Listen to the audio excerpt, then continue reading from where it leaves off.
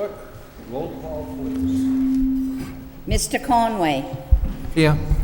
Ms. Doherty. Here. Ms. Faticante. Here. Mr. Leahy. Here.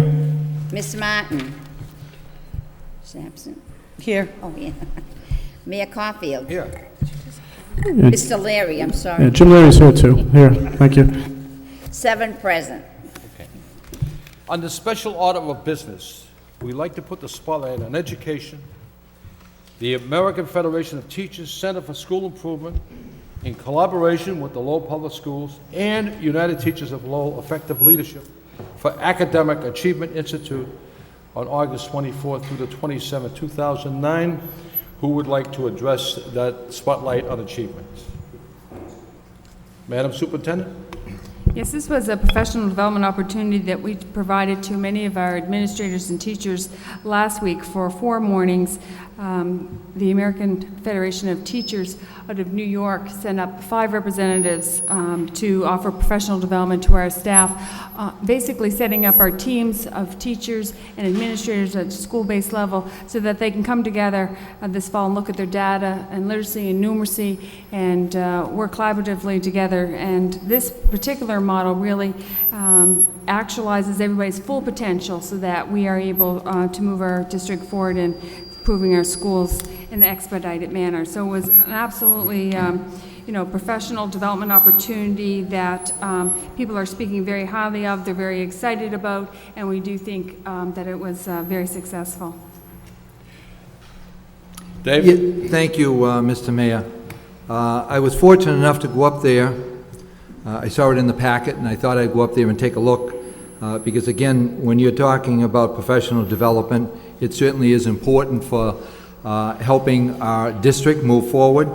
And I was very impressed with what I saw, because what I saw, Mr. Mayor, were teachers, administrators, paras, and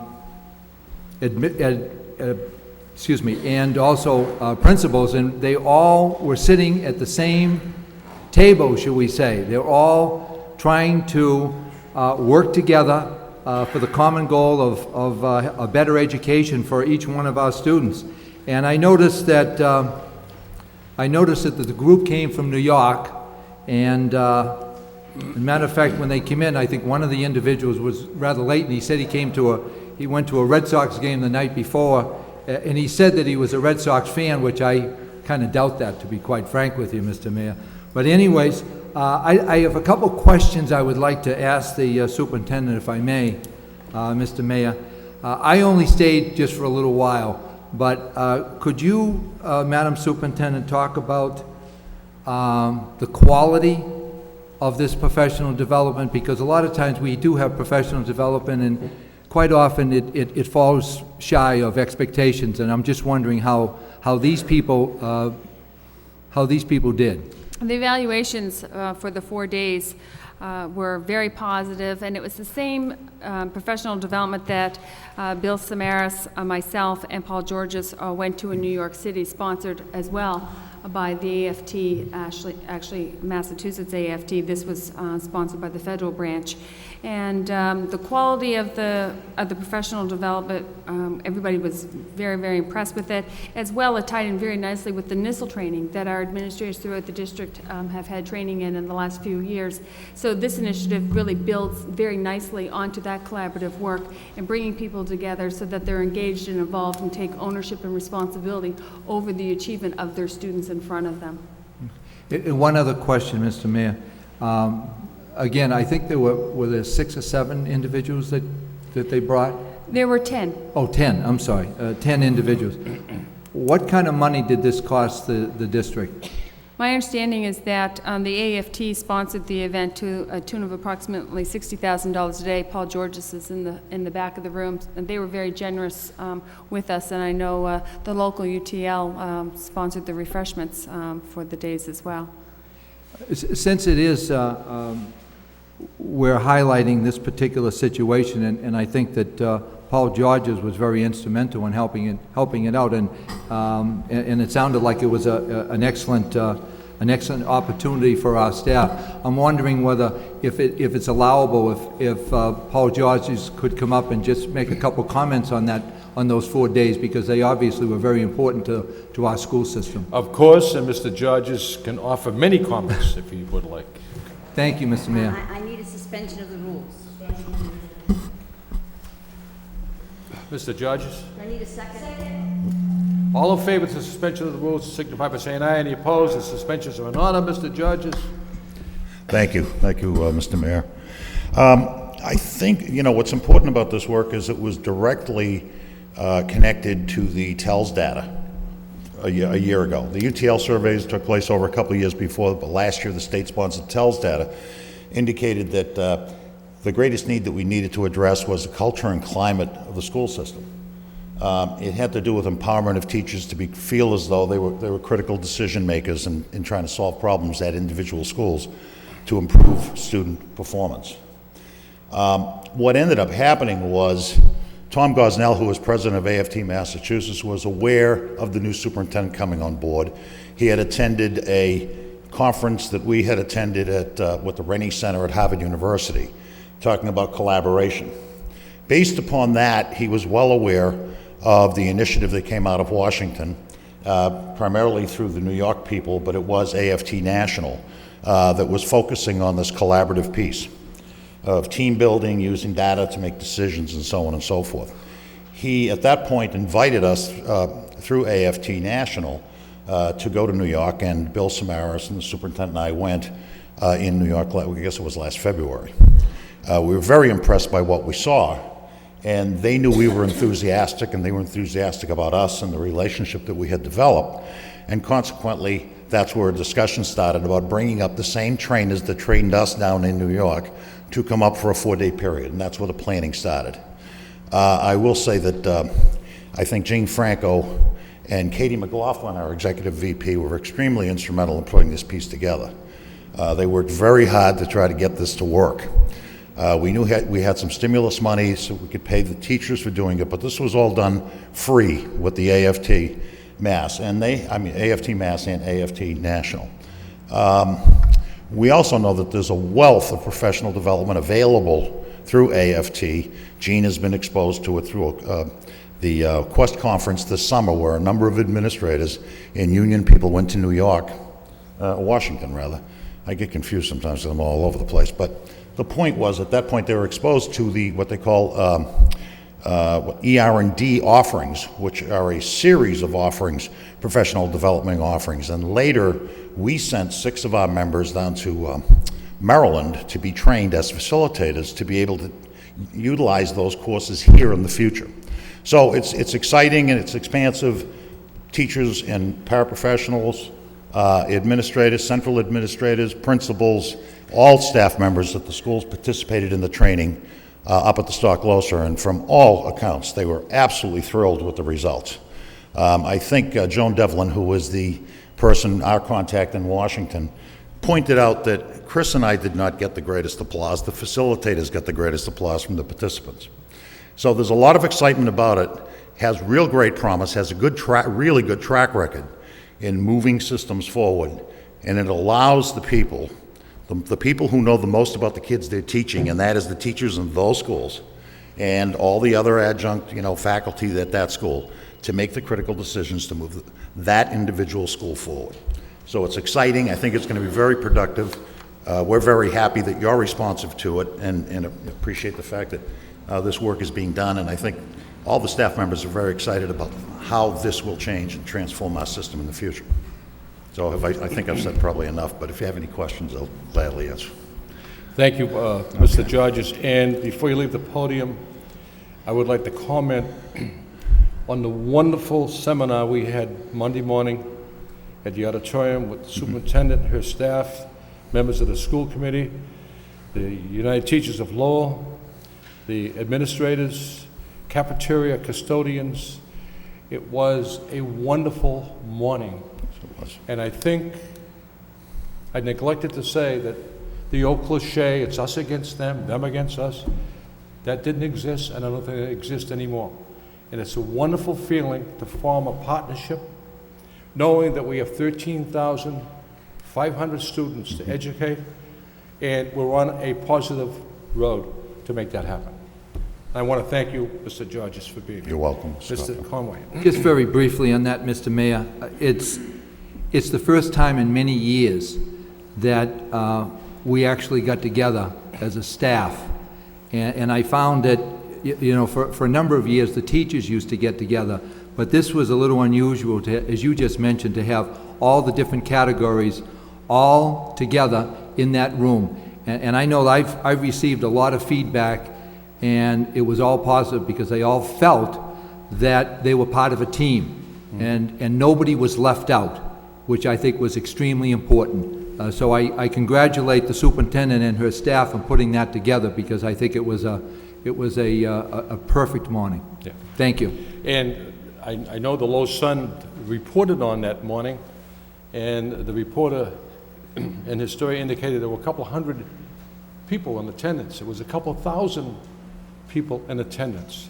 And if you want to give this school district a huge push and a bump and a positive move forward, it happened Monday morning. And Madam Superintendent, your staff, the faculty, everyone in attendance deserves accolades for that morning. You want to see me? Excuse me for 1 minute.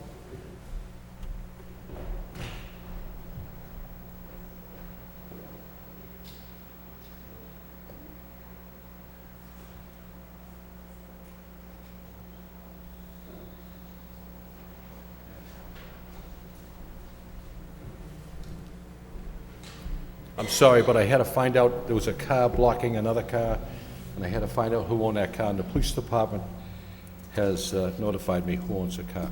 So don't worry, it's nobody here. With that, anyone other comments on a spotlight of excellence? Anyone else like to? Well, okay. Once again, thank you for everyone in attendance Monday morning, and I know everyone that I greeted came with a smile on their face. They were happy to be there, and I know they were happy to go to that classroom and greet their students yesterday morning. So, moving on with the agenda, I will entertain a motion to accept the minutes of the last meeting by Connie Martin, seconded by Mr. Conway. All in favor signify by saying aye. Any opposed? The minutes have been accepted and placed on file. Madam Superintendent, Thank you, Your permission Honor. to enter. Baker Family Center for care, $15,000 to provide 3 part-time family child care spaces and transportation for infants and toddlers of Even Start families. Funding provided by the Even Start grant. Essex Agricultural and Technical High School, $22,680 to provide transportation services for 9 students from Lowell to and from Essex Agricultural and Technical High School, and the funding is provided through the school department transportation budget. Southern Worcester County Educational Collaborative for the amount of $36,337 to provide for the out-of-district tuition costs for 1 student enrolled in receiving services as outlined in the IEP. Funding provided by the Special Education Department budget Special Education tuition account. That's all, Your Honor. Any discussion? Motion to move for approval by Ms. Martin, seconded by Mr. Leahy. Roll call. Mr. Conway. Yes. Ms. Doherty. Yes. Ms. Fattacante. Yes. Mr. Leahy. Yes. Mr. Leary. Yes. Ms. Martin. Yes. Mayor Caulfield. Yes. 7 yeas, approved. Memorials by the entire committee. A moment of silence with darkened chambers for the following. Senator Edward M. Kennedy, by Regina M. Fattacante, Dorothy Turco, mother-in-law of Colleen Turco, Lincoln school teacher, and grandmother of Catherine Turco, Bernier, Merkland school teacher. Also, Ann Gath, sister-in-law of Virginia Cochran, music teacher at the Robertson School. If I might, just say a brief comment on Senator Kennedy. For 47 years, he served this state and this country with pride and distinction, and we all realize and know what he thought about education, what he did for education, not only in the Commonwealth, but in the country. but how many people did he reach out and help that we don't even know about? And last Saturday morning, we had the flag raising ceremony for the Liberian community, and they had one of the most emotional and dedicating services in memory of Senator Kennedy that I can ever remember anyone receiving. So everyone loved the man. They loved his passion. They loved his dedication. And we can all take this lesson. His greatest asset was to reach across the aisle, whether Republican or Democrat, and compromise for the betterment of his state and the country. So let us all rise in darkened chambers with a moment of silence, please.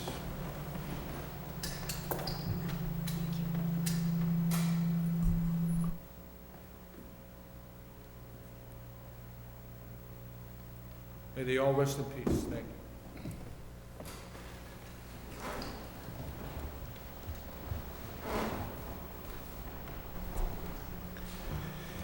Unfinished business? Any unfinished business? We do have a person registered to speak in public participation, Allison Labara, to speak regarding the Finance Subcommittee report on the food service budget. And if Allison could wait until that finance report comes forward, if that's all right with the committee, you'd like to just address the finance? I just wanted to address the Finance Subcommittee, but I thought it would make more sense to have a Okay. report. Okay. Thank you. Thank you. What?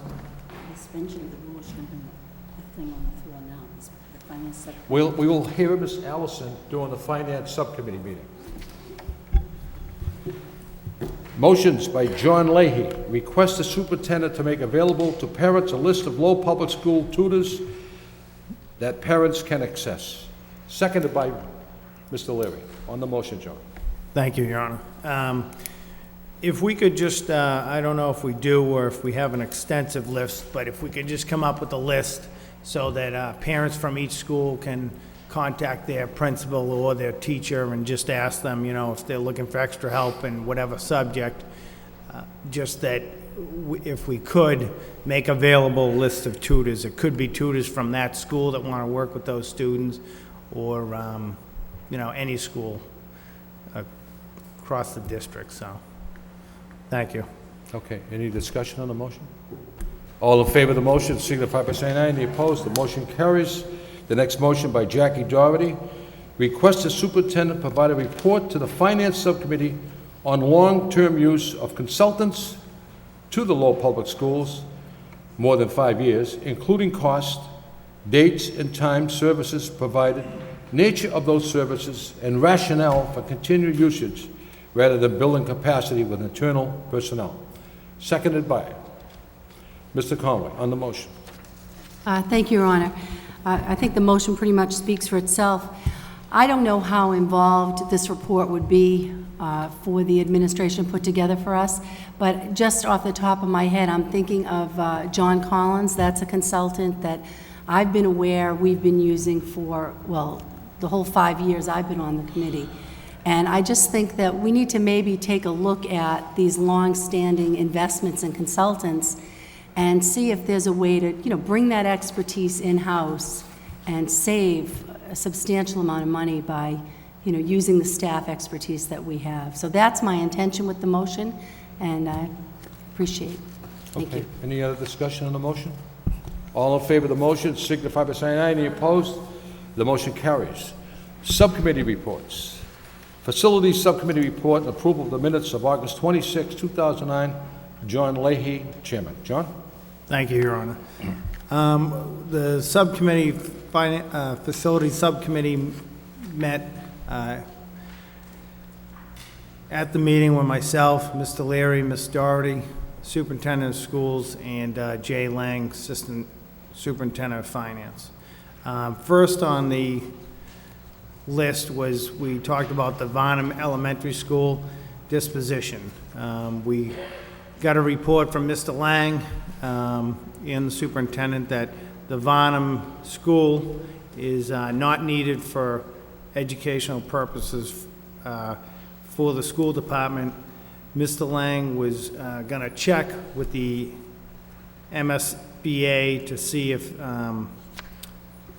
there were any penalties or any problems with giving the city back the school. So we made a motion by Ms. Doherty, seconded by Mr. Leary, to recommend to the full school committee that the Varnum Elementary School be returned to the control of the city of Lowell, provided that such action does not negatively impact the pending application with the MSBA for the Sapasara School project. So I don't know if, did we have an answer for that, Mr. Lang? No, I do have a call into the SBA. I do not have any information back at this point. What I would recommend is if that is the intention of the committee, to go ahead and approve that motion.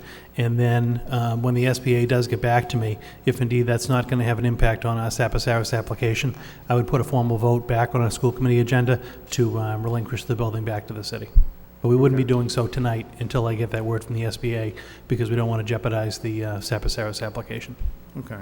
So we could hold this. You could take it as a report of progress, maybe? Right. And once we get that answer, Jay. Yes, we can I'll bring back more formally information. Vote on it, okay. Correct. Okay, thank you. Second on the agenda was Lowell High School auditorium lighting. Mr. Lang reported to us that over the winter, one of the ceiling-mounted chandeliers was damaged. They were taking it down to change some of the light bulbs, apparently, and these are old fixtures. They're heavy. They have to be lowered by hand on rope, and apparently it got away from the people who were working on the light, and it got damaged. Mill City Management, which currently oversees the lease and the rental of the high school auditorium, proposed a plan to replace all 3 chandeliers at no cost to the school department. And so we made a motion by Jackie Doherty, seconded by Mr. Leary, to replace the existing lighting fixtures at the high school auditorium with new energy-efficient fixtures with the motorized controls to raise and lower the fixtures, so that'll be good, from the ceiling mounts. This project, estimated cost of $45,000 to $50,000, is fully funded by Mill City Management through the Lowell High School Auditorium Trust Fund. So we approved that 3-0. That'll be a good thing. We don't Yes, have it to will. worry about those. And once we get through the report, we'll take a roll call Yeah. on those reports that need a roll call. Yep, so. okay. And we should, Madam Superintendent, on behalf of the committee, send a thank you to Mill City Management Yes, Sean. and let them know how appreciative we are of their contribution. Sure, and these lights will be replicas of the one hanging Right. in there, so they'll look Right. very nice when they're done. Third item on the agenda was the disposal of surplus goods and the reinstatement of supervisor of custodians. We had a report provided by Brian Curley, Director of Operations. It was shared with the subcommittee. After much discussion, we agreed that we would separate the two, we would just separate the discussion for the night. So what we agreed to do is we do want to make sure that all the surplus in the schools is taken care of. So we want to make sure that all the, anything from the industrial arts, the home ec, anything and everything, old chairs, desks, table, anything we're not using. So all of that will be categorized and ready for surplus. And there was a motion made by Jackie Doherty, seconded by Mr. Leary, to recommend to the full school committee that a formal vote be taken to support the concept of declaring various items no longer in use throughout the district as surplus and advertising said items for the sale to all interested parties in accordance with the policy of Lowell School Committee, as well as applicable to Massachusetts general laws. So And- what the committee is saying, or the subcommittee is saying, that a motion by Ms. Doherty, seconded by Mr. Leary, that we're going to rely on the judgment of the superintendent to come up with ways and means of disposing of the surplus goods.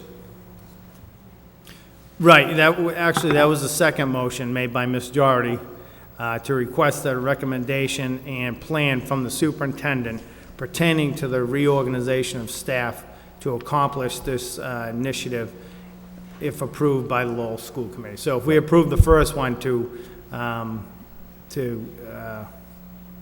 disposal of the surplus goods, Right. we would agree to that, and then it would be up to the superintendent to come back with a plan on how to accomplish that. Because I just want to let you right up front know, I would not support bringing anyone back to oversee surplus material. I went to the Rogers School, Yeah, and I know all about woodworking. There's at least 5 commercial Delta table saws there. There's a bandsaw, there's wood lathes, there's drill presses, sanding machines, etc., but an awful lot of chairs and desks. We don't need to bring back a person to label that and just to surplus it, because we wouldn't make well, any money. right, I just, yeah, we'll agree to disagree. I just thought that it would be a good job. It's gonna be a full-time job for someone to do this, so, And I think there's however, plenty of people in the central office that could find time to make it happen. sure. So however the superintendent sees fit, she'll come back with a Right. plan, and, So, because it is a big undertaking, but we do wanna make sure that anything we're not using in the system is surplus out. and I must say, that equipment that I saw at the Rogers School is the best money can buy. High caliber, high quality. You would find that in some of the best woodworking shops anywhere, and it's excellent equipment. So it was quite a bit of money spent purchasing that equipment. So, okay, John. Thank you. Fourth item on the agenda was the use of facilities policy. Mr. Lang presented to the subcommittee members a copy of the current Lowell Public School regulations governing the use of school facilities. Mr. Lang and the superintendent are requesting guidance from the school committee pertaining to enforcement of Section J, charges and fees, as it relates to the imposition of custodial user fees for the upcoming 209-210 school year. Committee members requested information, the subcommittee requested information on the charges and the fees imposed during the previous year, 208-209 school year. This information will be provided in the near future, and the matter will be revisited. So we just took it under advisement. But I guess what we want to do is we want to take a good look at this, and basically we want to come up with an agreement so that we're not all put in the spot and say, well, why is there an exception here and why not here? We should just come up with a plan and really try to stick with it. Times are tough for everybody, but that the charges and the fees go to good use. They redo the gymnasium floors, they replace the bleachers. So we are putting this money back into the gymnasiums as they're being used. And they are heavily used, so And they we do want to get a keep lot of them use. up. They Sure. really do. So we took that under advisement. That was motioned by Jackie Doherty, seconded by Mr. Leary. Take the matter under advisement. Okay. Fifth item, Stocklosa Middle School heating and air conditioning. Miss Committee Member Doherty indicated that she had recently received a few complaints regarding the air conditioning at the school. The Stocklosa, Mr. Lang indicated that, to the best of his knowledge, and with the exception of the air conditioning in the auditorium, which was recently repaired, the control mechanism systems are working properly. So we've always had a few problems at the school. Some people are happy, some people aren't. It's a very delicate and sophisticated system. So when people open doors and windows, it just throws the balance off. So we've got to come up with the happy medium over there and get everybody on board. So the motion was made by Ms. Doherty, seconded by Mr. Leary, to accept the report of progress. So the school is running pretty well, but there are a few It's the best school we ever built. yeah. It's just, if you're at the end of the hallway, the heat gets down to you last, but as you're heating up the room in front and someone opens a window, it throws the balance off. So we've got to we've got to correct that with the staff in the school. The sixth item on the list was the performance contracting initiative from Aramesco.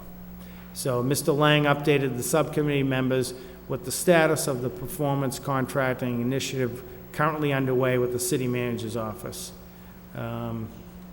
If I could ask Mr. Lang, if you could just, you've been working with this, could you just give us a quick update on this with your Sure. work with the manager? The Amoresco, the company, is just starting to bring back initial recommendations for us to consider. And the big item that we need to have a separate subcommittee on to really talk about is the school department's anticipated use of the Moody and the Washington schools over the next 10 or 20 years. Some of the recommendations that are coming in from Amoresco revolve putting a new roof on, window replacements, things of that sort. And it's only in the city's best interest to move forward if it is going to be used for some kind of school department or municipal use in the long term. So before making such a decision, it's worth a subcommittee meeting just dedicated to the long-term kind of planning with the administration and the school committee on our use. And then even if we weren't to use it as a school, would the school department have any other use for it? And subsequent to that, if we didn't have any use, would the city use one of those two buildings? Because there is a significant amount of work that is required structurally, roofs in particular at both sites, that would cost a lot of money that I think the city just wants to know, and Amoresco is requesting, if we move forward with these projects as prioritized, that the building isn't going to be vacated and not used. So I think if we have that meeting over the next month or so, we'll be in good shape. Thank you. So that was a motion by Ms. Doherty, seconded by Mr. Leary, to take the matter under advisement. The last item on the agenda was Lowell Police Department Community Precinct at the Rogers Middle School. Mr. Lang was approached by the police department in a good way for the possibility of opening a community precinct at the Rogers Middle School, which we all thought was a great idea. So Mr. Lang has met with representatives of the police department and will review potential space arrangements for the school. So we wanted to update the committee, the whole committee, on that idea. It'd be great to have a police present in that neighborhood at the school and with the park around there. So motion made by Ms. Doherty, seconded by Mr. Leary, to recommend to the full school committee to allow the Lowell Police Department to establish a community precinct at the new location of central administration offices at the Rogers Middle School on Highland Street. And that was approved 3-0. John, it was a very excellent report, a lengthy report, but a lot of work went into this report, and I thank you for it. We need to vote on? Yes, on the various motions, 1 through 7, why don't I go through each one, and some we can accept as a report of progress, but I think there's others, we probably should have a roll call vote.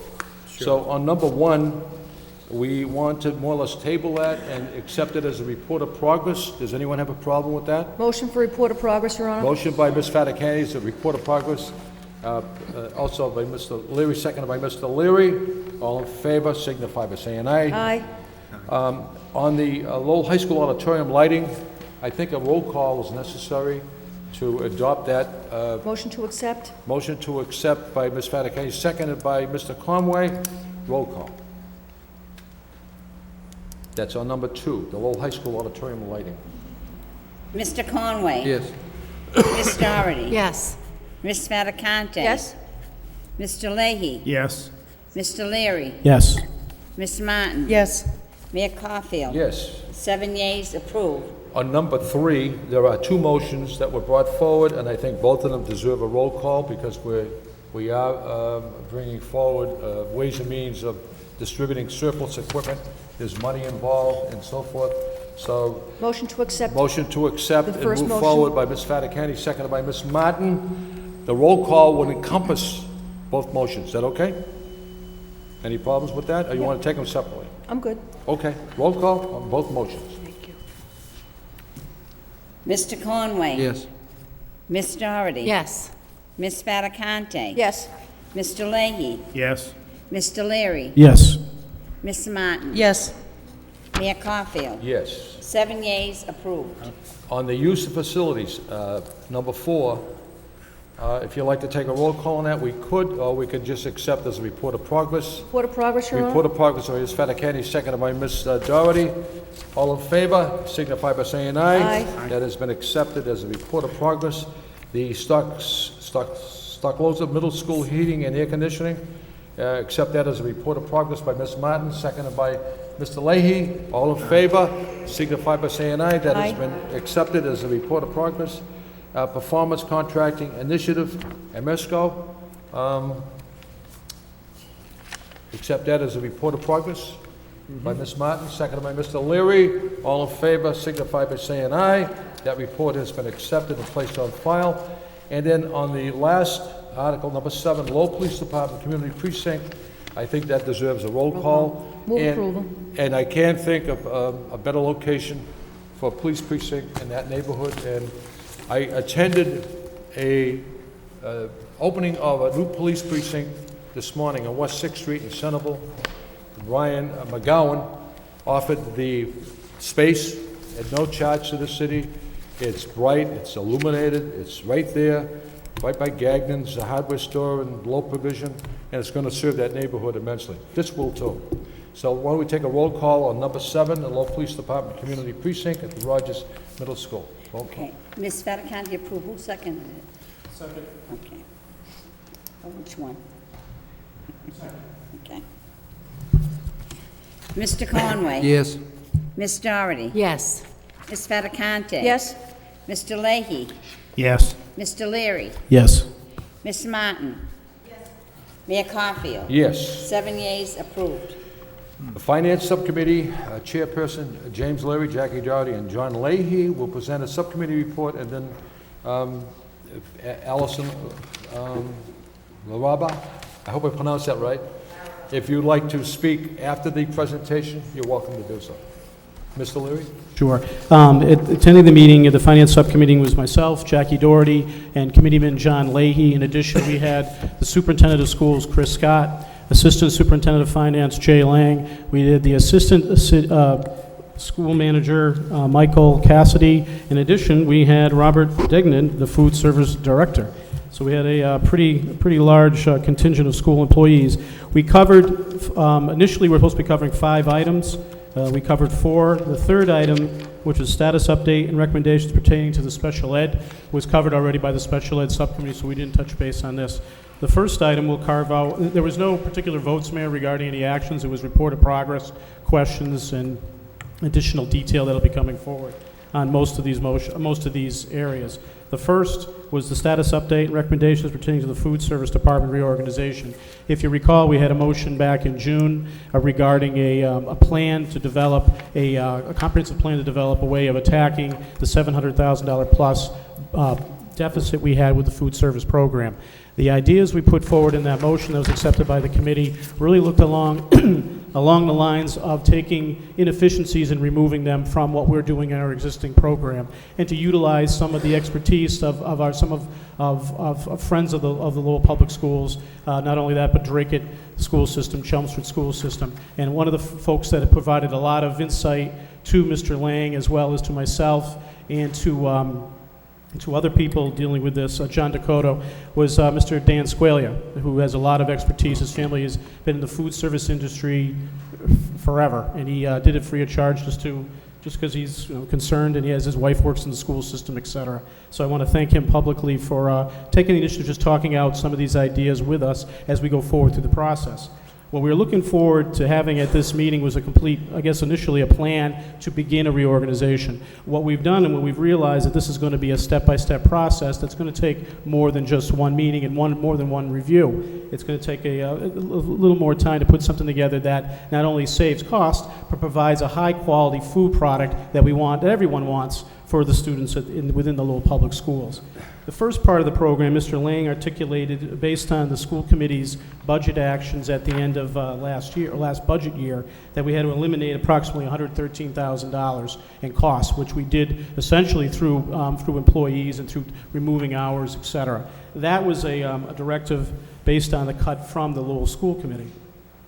The second area we started touching base on is really looking at centralizing the food product in areas within the system. What they did they've already begun to do is using, as it says in the report, the Rogers School as a method of distributing food to our satellite schools which do not have kitchen services. This actually is something that which I would think the plan would come forward later on within the program. This was something that we should, if this works, which it will work, will be replicated or will be recommendation to the school committee to replicate throughout the entire system. The goal is to eliminate inefficiencies, eliminate waste in food products, look for ways of getting food product services sent to the school systems from the government at no cost or limiting the cost, et cetera. So that is really a lot of the dialogue that was part of that meeting. What we did ask for at the end of that meeting was really reports so we can really look at any reorganization recommendations being data-driven, as opposed to we think this might work, let's try it. So what we asked basically is several different reports regarding costs for substitute cafeteria workers.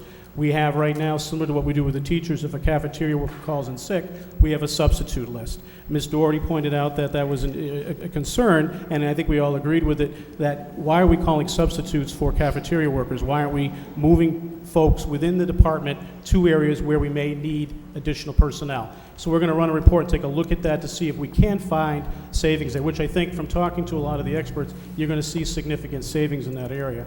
Other reports we're looking at regarding, I guess, the daily meal equivalents at each school in the district, reports regarding the average daily participation rates of breakfast, lunch, and a la carte sales, students, staff, et cetera.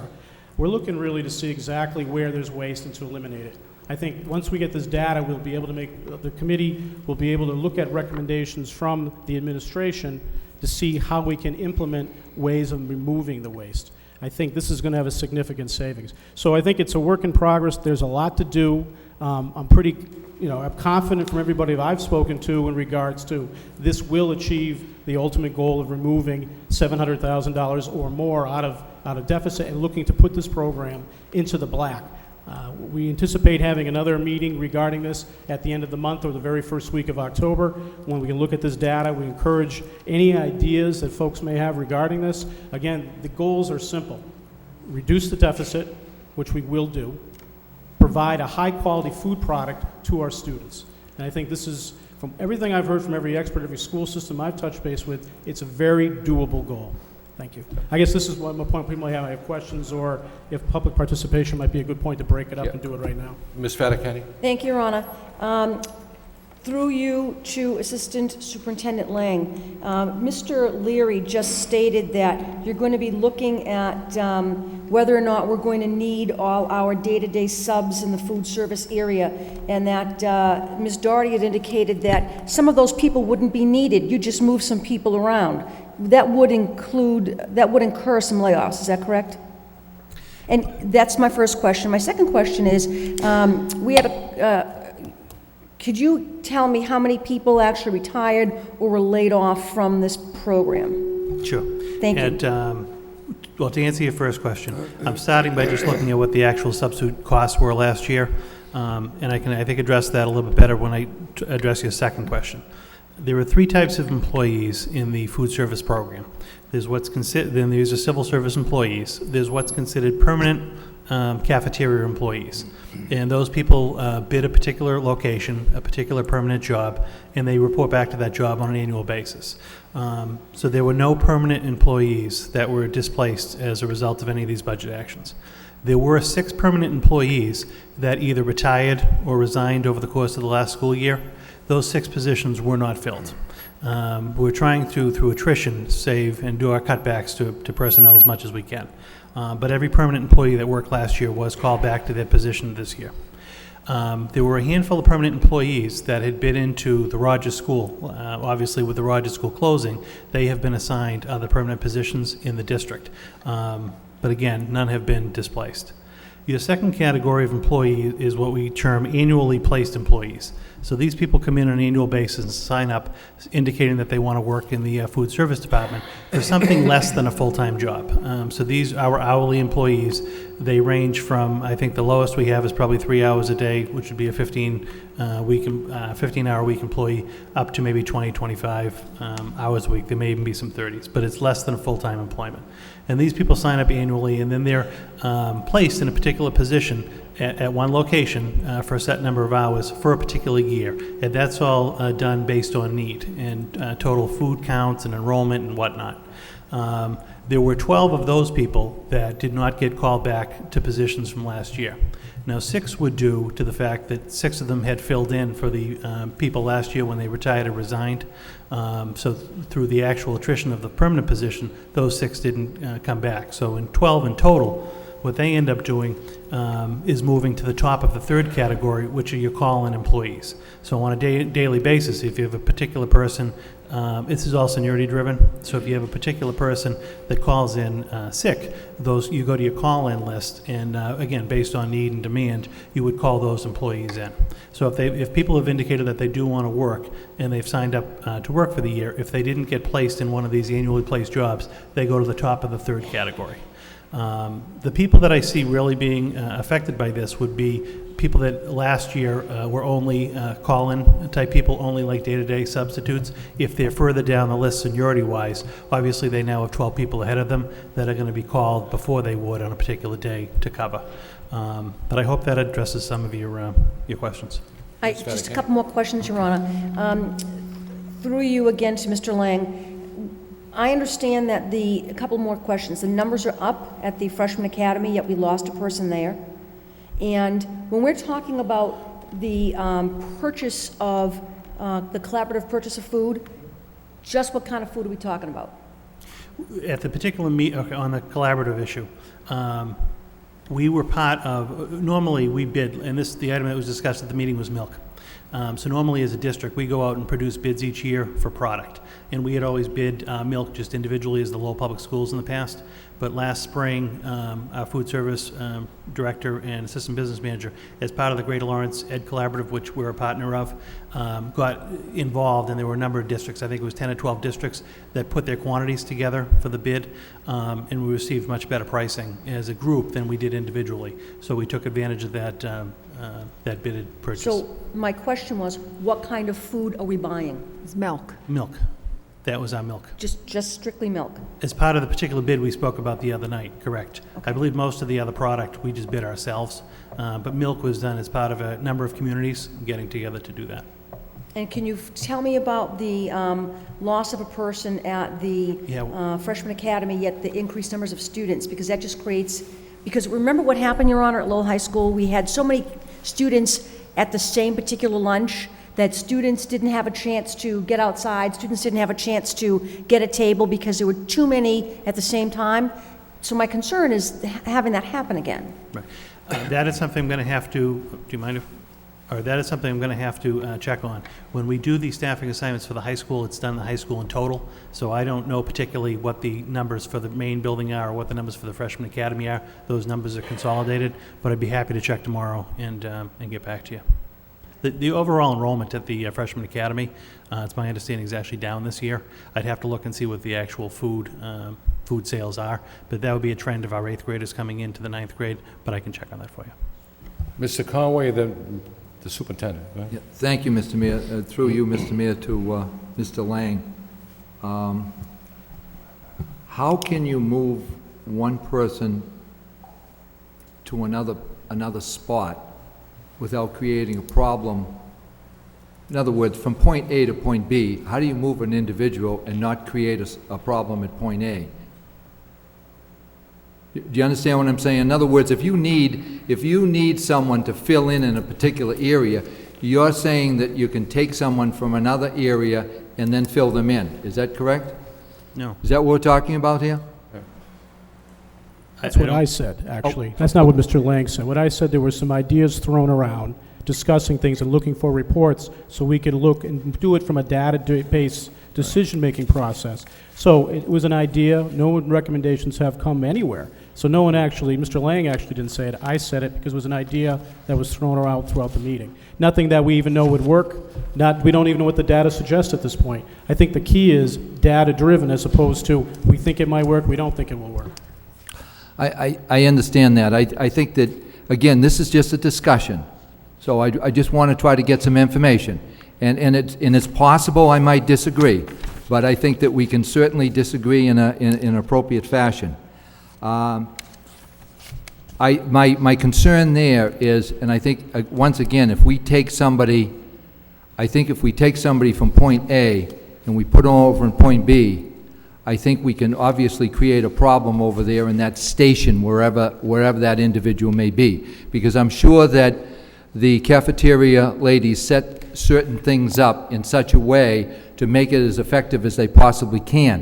And if you take somebody out of that line or take somebody away from that particular area, and now all of a sudden there's a void that is created. So that would be a concern that I would have. The second point is, we have saved $113,000 in change. Is that correct so far from that system, from the food service? No, through the budget process, the mandate was to try to cut $113,000. The various recommendations that we have so far would actually result in the savings of approximately $300,000.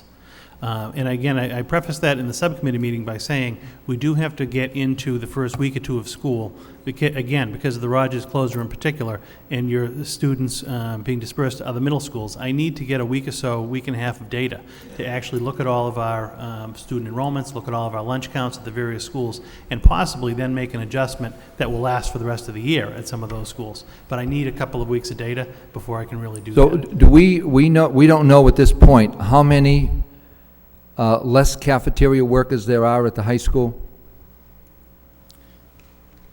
I'll get to you. Yes, I mean, if you, the spreadsheet that was attached to the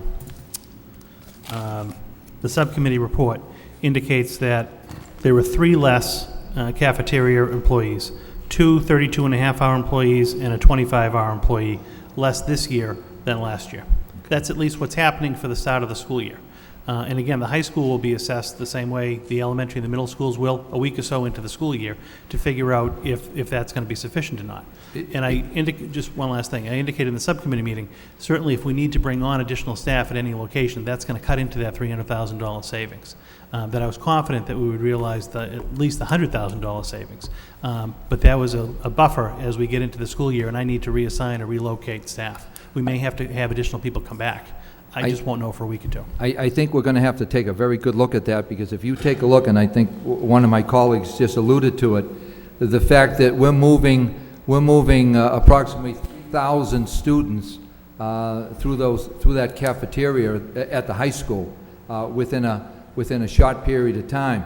And I know the cafeteria ladies only have so much time to push that food out and to clean up. And it's my understanding that it took a little bit longer today than normal. And I'm wondering if that's because there was a shortage there or not. Because once again, taking a look at the staff that's at the cafeteria, this is not a new staff. These people have been around. They know the system backwards and forwards.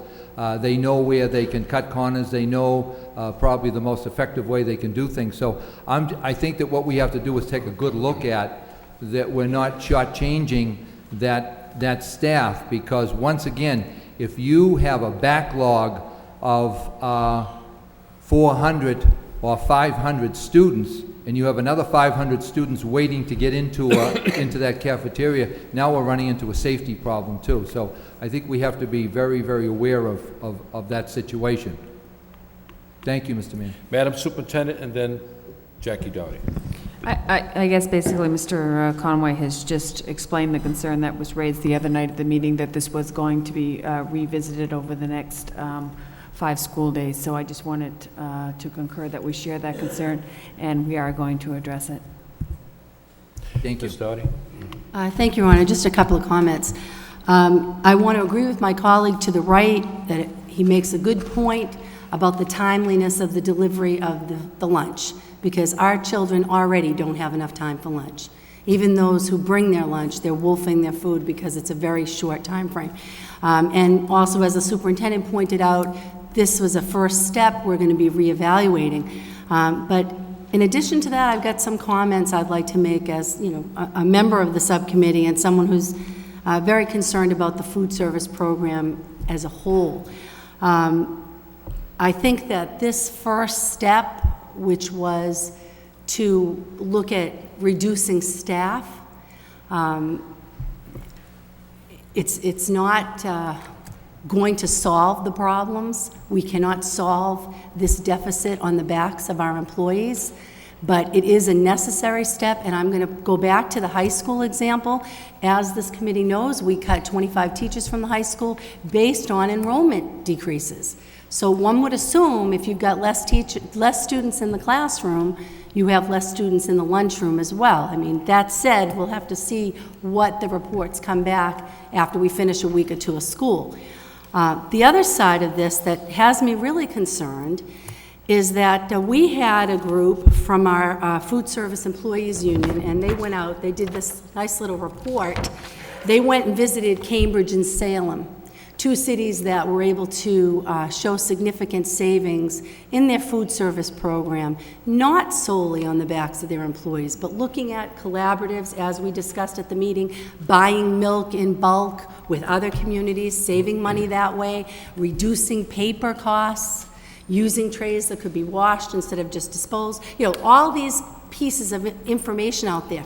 What concerned me was, I think I applaud the administration that we allowed the Greater Lowell unionized employees to send representatives out and get this information, but at our subcommittee meeting, we were informed, the committee members, that the union had not sat down with our food service administration over the summer to share these ideas, that in fact their first time sharing their ideas was at our subcommittee meeting. That concerns me, because I think we need to work, and I know the administration, particularly our superintendent, has been very upfront and vocal about working collaboratively with all our staff, that some of these ideas, and I'm just going to give you one sample. Breakfast. You know, we have a universal breakfast program at some of our schools. Well, in one district, they decided it was too expensive to serve hot breakfast. They're charging 60 cents for breakfast. So they made breakfast items consist of fresh seasonal fruit and a choice of high fiber, low sugar cereals, which the students were able to pick in a taste test. So they gave them a selection of these are cereals that have, and so they limited the choices there. Still healthy, still nutritious, but saved cost. Another example, same district, kids who bring lunch from home. Say, right now in Lowell, if you want to buy a milk, you bring your lunch, you can buy a milk. I'm not aware if we can buy fresh fruit. At this district, they start selling apples, 25 cents each. Again, multiple goals, providing nutritious meals and opportunities for nutritious meals for our kids, but looking at the costs. And as my colleague mentioned, we need to look at what we're throwing away for food and what we're doing to prepare food. My colleague to the left went through a very extensive list of the information we're asking for our next subcommittee meeting on this as we go to the next step and looking at our food service program.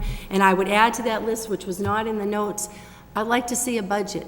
What's their budget for this year? What's been their budget for the last couple of years? And really try to drill down, not sacrifice the quality of food, but really try to drill, and not put it on the backs of our employees, but look at how we can do it better. And one last comment, and I'm sorry to be going so long. No, you're doing about the fine. substitute issue.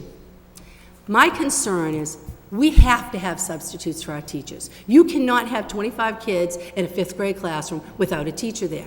We have employees throughout the district who, if you call in sick, your colleagues around you have to pick up that slack, not teachers, right? Whether they're administrators at the high school, if the housemaster is out, we don't call a substitute for the housemaster. My point with the substitutes is to look at what those costs are and see, do we absolutely have to call a sub in every time a food service worker is not in? That's my question. And I think this is one of a number of the points we need to be looking at very closely. And it's not about sacrificing the quality of food we serve our children. Thank you. Mr. Leary, and then I'd like to say a few words. Sure. I think the key here, it's important to remember two things. One, we want to be data-driven. I know it's a political season and there's a lot of emotions running high because it does involve real people and our students. We need to be data-driven. No recommendations have come forth because there's really no supportive data to support that at this point in time.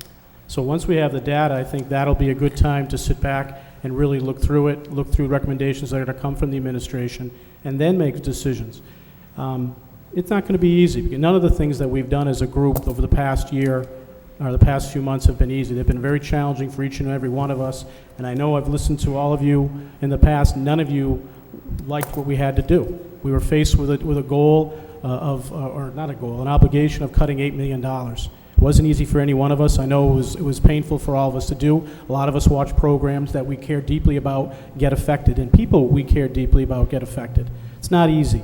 I think the goal is to remove the deficit, run it in the black, provide high-quality food to our folks, treat our employees with great respect because they deserve it. But the bottom line is we're going to have the same type of year next year. So we need to be focused and data-driven. I appreciate the comments from all my colleagues. I respect their comments. This is not, and there's no recommendations at this point. It was dialogue. Any ideas are more than welcome. Obviously, this is not one individual's goal. It's all of our goal to ensure that we run a high-quality program, not only in food service, but the most important, running a high-quality education for the students. Thank you. Okay, if I may, Madam Superintendent, what's our budget, $140 million a year? Just less than that now, Mayor. Yes. I'm not too far off one way or the other. No. There's a misconception that is hitting me. Busing is $5 million a year. Athletics, education. We don't get, well, the dividends we get back from the busing, the athletics, the education, the students and so forth, is these youngsters get a great education. But we're not looking for any money back. There's no money coming back. Madam Superintendent, there's 13,500 students. How many of those students get a free lunch every day? I don't know exactly how many, sir, but 70% would qualify in our district. Vast majority. 1/4? 75%. 75%.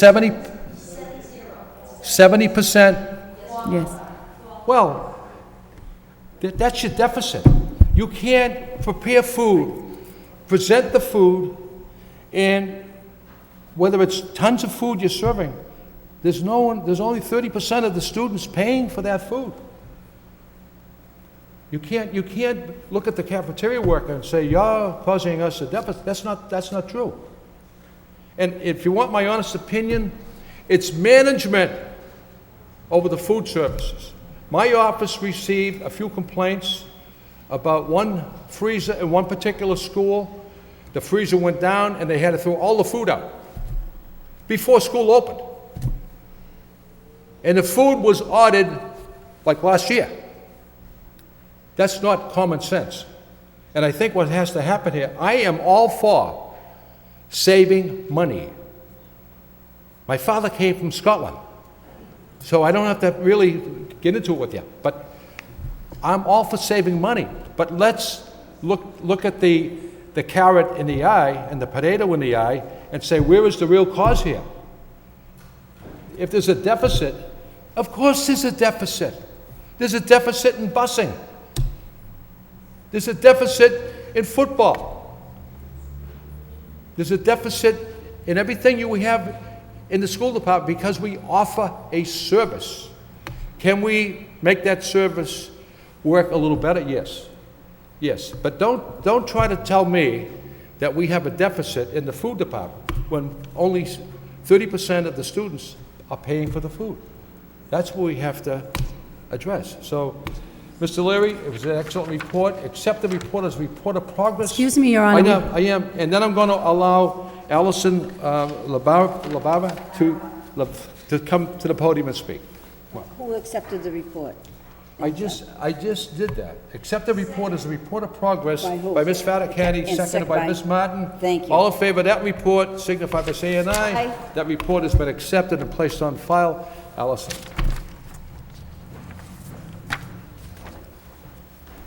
Thank you very much. My name is Allison Laraba. I reside at 116 Featherston Ave here in Lowell, and I am the parent of a sophomore at the Latin Lyceum program. During the springtime's budget hearings, I was one of the parents that attended, and as a former food service director for Marriott Corporation's educational division for over 13 years, my ears perked up when I heard that the food service was budgeted for a $750,000 deficit. Obviously, that's something that I have familiarity with and experience with, and I asked to listen in on the subcommittee meetings as they discuss this. So I did attend the most recent subcommittee meeting. It was a very interesting process. I applaud all the members for realizing that this is an issue and trying to address it. I was disappointed that the hurdle that they had to jump was so low at I think it was $110,000, but everything starts with little steps. I was very concerned, though, in hearing that the bulk of the cuts were made across the board in labor. Mr. Leary made the comment that we were picking at the low-hanging fruit, and it was a very apt description of what we had done. I was also, to comment on Ms. Doherty's comment, I was also disappointed to learn that the food service director had not taken the time to meet with the representatives that he had sent on these fact-finding missions, especially considering the fact that they had the full support of the administrators to go on these missions. And the point of that was to find better ways to save money. Labor is a very fluid thing. You need to look at each unit, you need to look at how many people they have coming through, and you need to staff accordingly. Sometimes you need somebody for a full shift, sometimes you need somebody for a 4-hour shift. I'll be very frank with you, I have never in my entire career known of having substitutes for somebody who calls in sick. The group pulls together. When you're working in food service, it is a family group. They work together day in and day out, and sometimes, yes, they have to put a little extra effort to cover up for somebody that is out sick or has some kind of family emergency. So when I heard substitutes, I certainly perked my ears up at that as well, because you're incurring a cost, obviously, when you have your substitutes, and if they have a certain number of hours, I believe they're eligible for benefits, which is also another cost. So while I was disappointed that we hit all across the labor line, I will say that you're going to have cuts in labor when you have a reduced student population. I would have liked to have seen it as a more well-thought-out reduction of labor. I would have liked to have seen the food service director saying to the committee members, we have an average attendance here, we have an average attendance there, and this is what we've got the schedule. We've got somebody coming in early, we've got somebody coming in later now and cutting hours that way.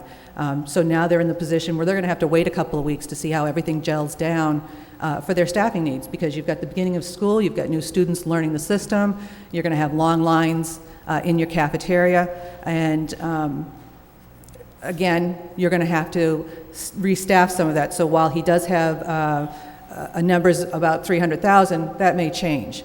But I'm also concerned that we drag this out, that we don't drag this out, that we do meet with the people that went on the fact-finding missions, and that we do look closely at how they're doing paper costs, how they're handling food costs, how they're handling utility expenses. Because every dollar that you take back from that deficit is money that we can put back to the school programs and the teachers. Because we have lost a huge amount of teachers, we have lost an awful lot of programs for the kids, and as much as food is a part of their day-to-day life, they need to have a chance to stop and relax, they need to have a good meal in their stomach. They're at school. They need to have a teacher that can teach a reasonably sized classroom. They need to have textbooks. They need to have equipment. So anything that we can save from that deficit is money that we can put someplace else. And to answer your question, Mr. Mayor, you do have free and reduced lunches, but there are some commodities that you get for free from the government, and you do, if I understand correctly and remember correctly, you do get some kind of benefit from the government for your free and reduced lunches. Is that? That's correct. That's correct. So we're not just giving away food and not getting something in return for it. You're getting free food and you're getting some money back for the number of free and reduced lunches that you're giving out. You add that together and you tighten up management and the food cost and the paper cost, and yes, the labor cost, you should at least be able to break even. And again, Mr. Leary is correct when he says a lot of it is data-driven. There's work involved, and there's time that needs to be taken to go through and say, this is what our budget is, this is what we're running on a week-to-week basis, this is where we need to tweak, and this is where we need to augment. So my concern is, and I implore the committee, and I think they're already on this track, that we keep at this at a good clip and not rest our laurels because we've met that hurdle of $110,000. I'd like to see at their next meeting that they have the reports that they've requested, and from there can move forward and say, okay, let's address this, because you can make changes in the middle of the school year. You can adjust your menus in the middle of the school year. Those are things that are very fluid. It's not like your curriculum that you have to set up ahead of time and say, this is what we're doing for curriculum. You can look and say, okay, we're getting these free commodities. This is what the menus are going to be for the week. You can look at your attendance and what people are buying and say, okay, this item is not selling so well. Let's augment with this item. And they can also, one of the other ideas that they had brought up from the union was trying to attract the teacher sales. You could do that. You could try to do a little a la carte process and say to the teachers, you can have this kind of meal, we'll set it aside so you don't have to go in line, and here, this is what you wanted. Also ways to generate income. So those were my big concerns, and my hope is that we can go forward and just continue to chip away at that deficit and at the very minimum, make it a break-even proposition. Okay. Thank you very much for your time. Thank you. Thank you very much. Let's continue with the agenda. Mr. Leary, you have more reports to bring Thank you. forward. The other part was the status update recommendations pertaining to school department unemployment costs to date and anticipating costs at this point. I think as the report articulates, there's $104,433.48 that has already, as of the July invoice, money is already paid out for unemployment costs. I think as you go through the paragraph number 2, we have at this point a bill coming in, I guess, probably this week for the August unemployment cost. And we'll be definitely, what we're anticipating is the August one will be the second highest, and the end of the September, the first week of October, will be the highest unemployment cost in terms of what the insurance will be. And after that third billing, or the September billings are in, Mr. Lang will be able to project what the rest of the year's cost will be. What we do have set aside at this point in time available to pay the unemployment insurance is $1.1 million. And that was a motion made by John Leahy and seconded by Jackie Doherty to excuse me, to accept that report as report of progress.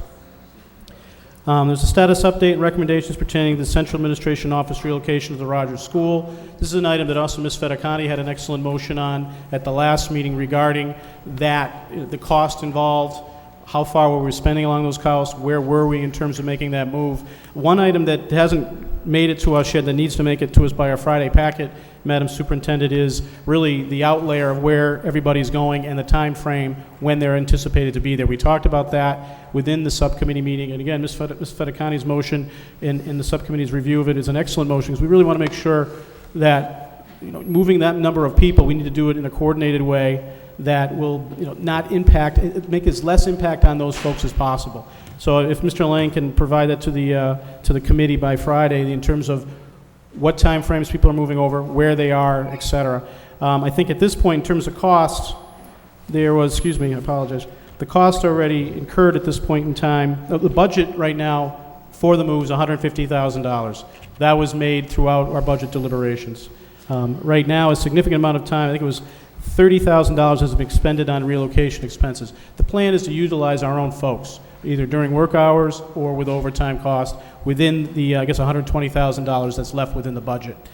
So we have I think the move this point is going according to plan, but I think the committee needs to see exactly the time frames when these moves are anticipated, where locations are going to be within the system. I think the employees, Mr. Lang explained that a lot of the employees have gone over the Rogers School. I think we should continue to encourage that. They should see where they're going to be located. One other item came up that won't be affecting us, I think, in the fall, but in the spring, regarding air conditioning, especially for folks who are working through July and August. I think that's an area that Mr. Lang is going to get back to us on at our next meeting in terms of how many rooms have air conditioning, which ones don't. So we make sure that some folks have, allergies, what have you, they need to work in air conditioning setting.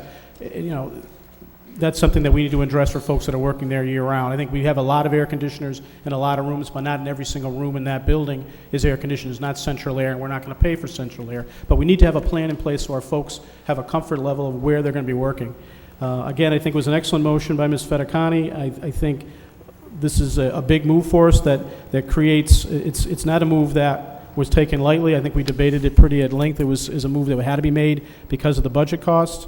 I think we need to make sure we're moving our people in an efficient manner and making sure that their concerns are addressed as they become made, as we're made known. There's a motion by Mr. Leahy, second by Jackie Doherty, to accept the report as a report of progress. To conclude the meeting, we had a status update and recommendations pertaining to the FY09 budget year. I think at the fiscal year end, there was $782,129 that was available at the balance of the end of this 2009 school year, which is less than 0.5% of the total budget. The total that was encumbered, that's part of the makeup of the $1.1 million for unemployment costs. I think as soon as we start to understand what these costs actually will be at the end of September, we'll know whether that number is a good number, a solid number, or we need to make adjustments. Some questions came up, and I think they're legitimate questions that we addressed partially at the last meeting, was regarding unemployment and the status of folks. In my understanding, there's 35 long-term substitute and teachers that have not been called back at this point in time.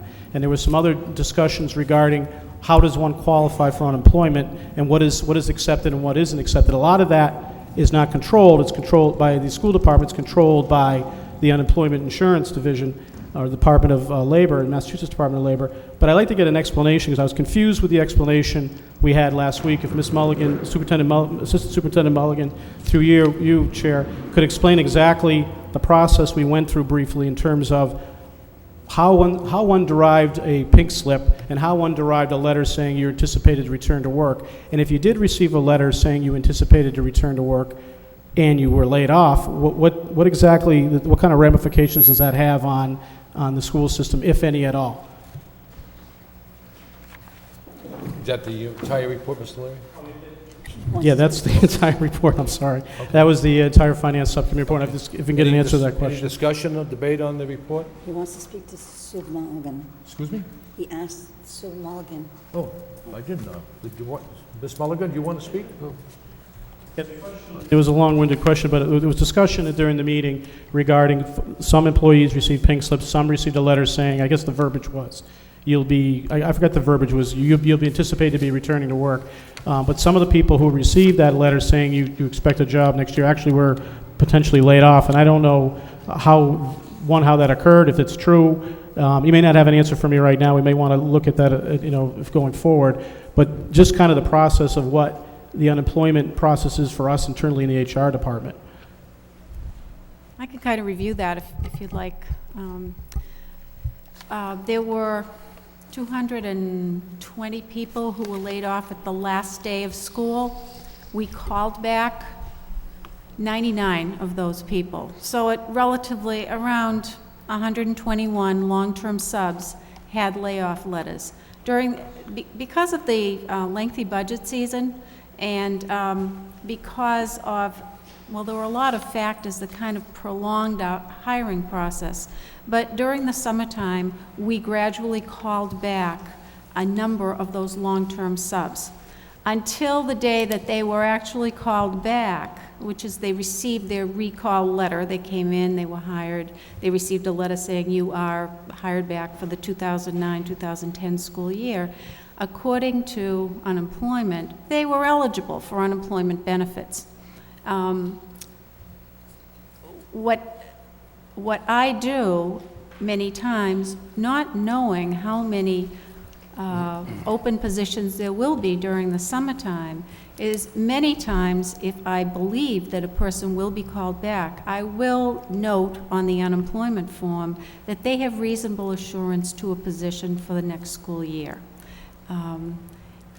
In any case, if a person is not called back, and right now, as of today, we have 23 people who were not called back. In those particular cases, they are eligible to collect because they don't have employment. I work very closely with our unemployment tax management lawyers on each individual case. Our lawyers are excellent. They advise me on how to pursue each individual case, and in the case where someone has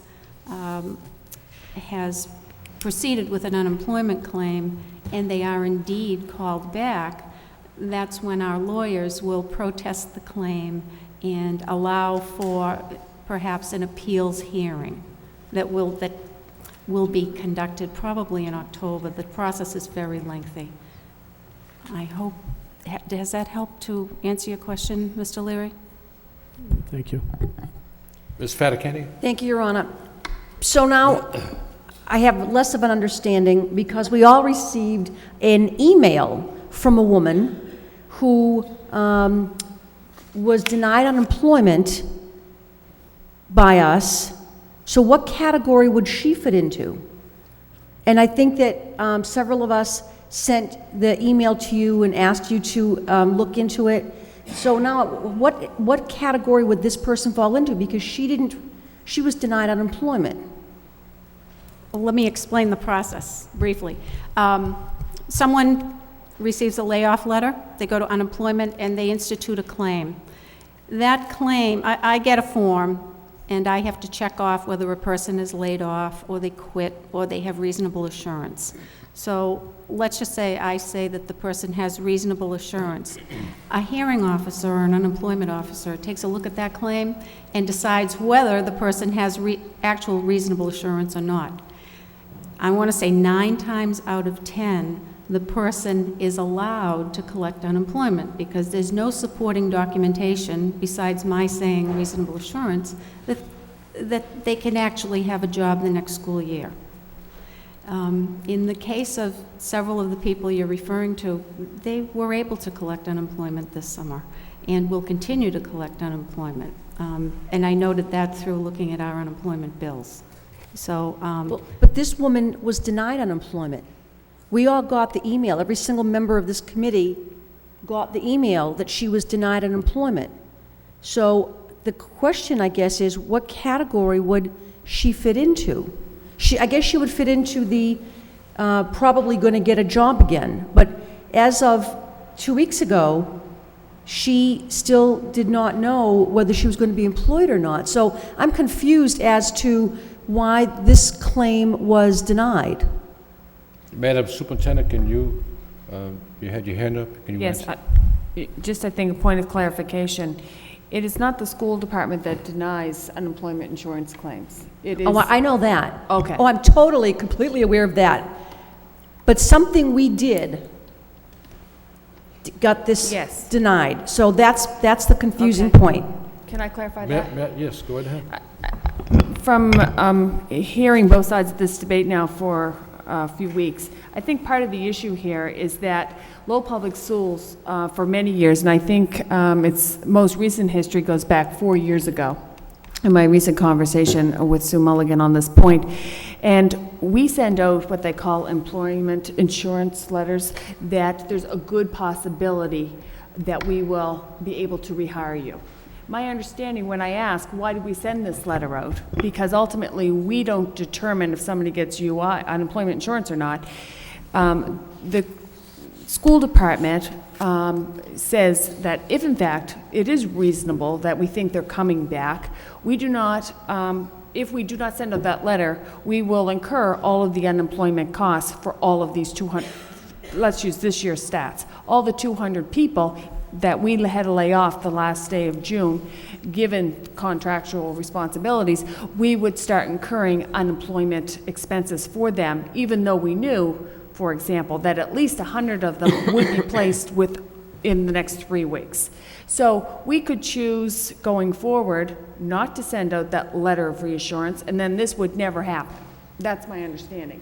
But if we continue this practice of sending out this letter, and that's just a decision that the committee, perhaps given, you know, what's happened this year, the budget process was late, it pushed things forward, et cetera. But this is a practice that we do. We send out these letters in an attempt to address the escalating cost of unemployment insurance if we think it's fair and reasonable that they, in fact, will have employment.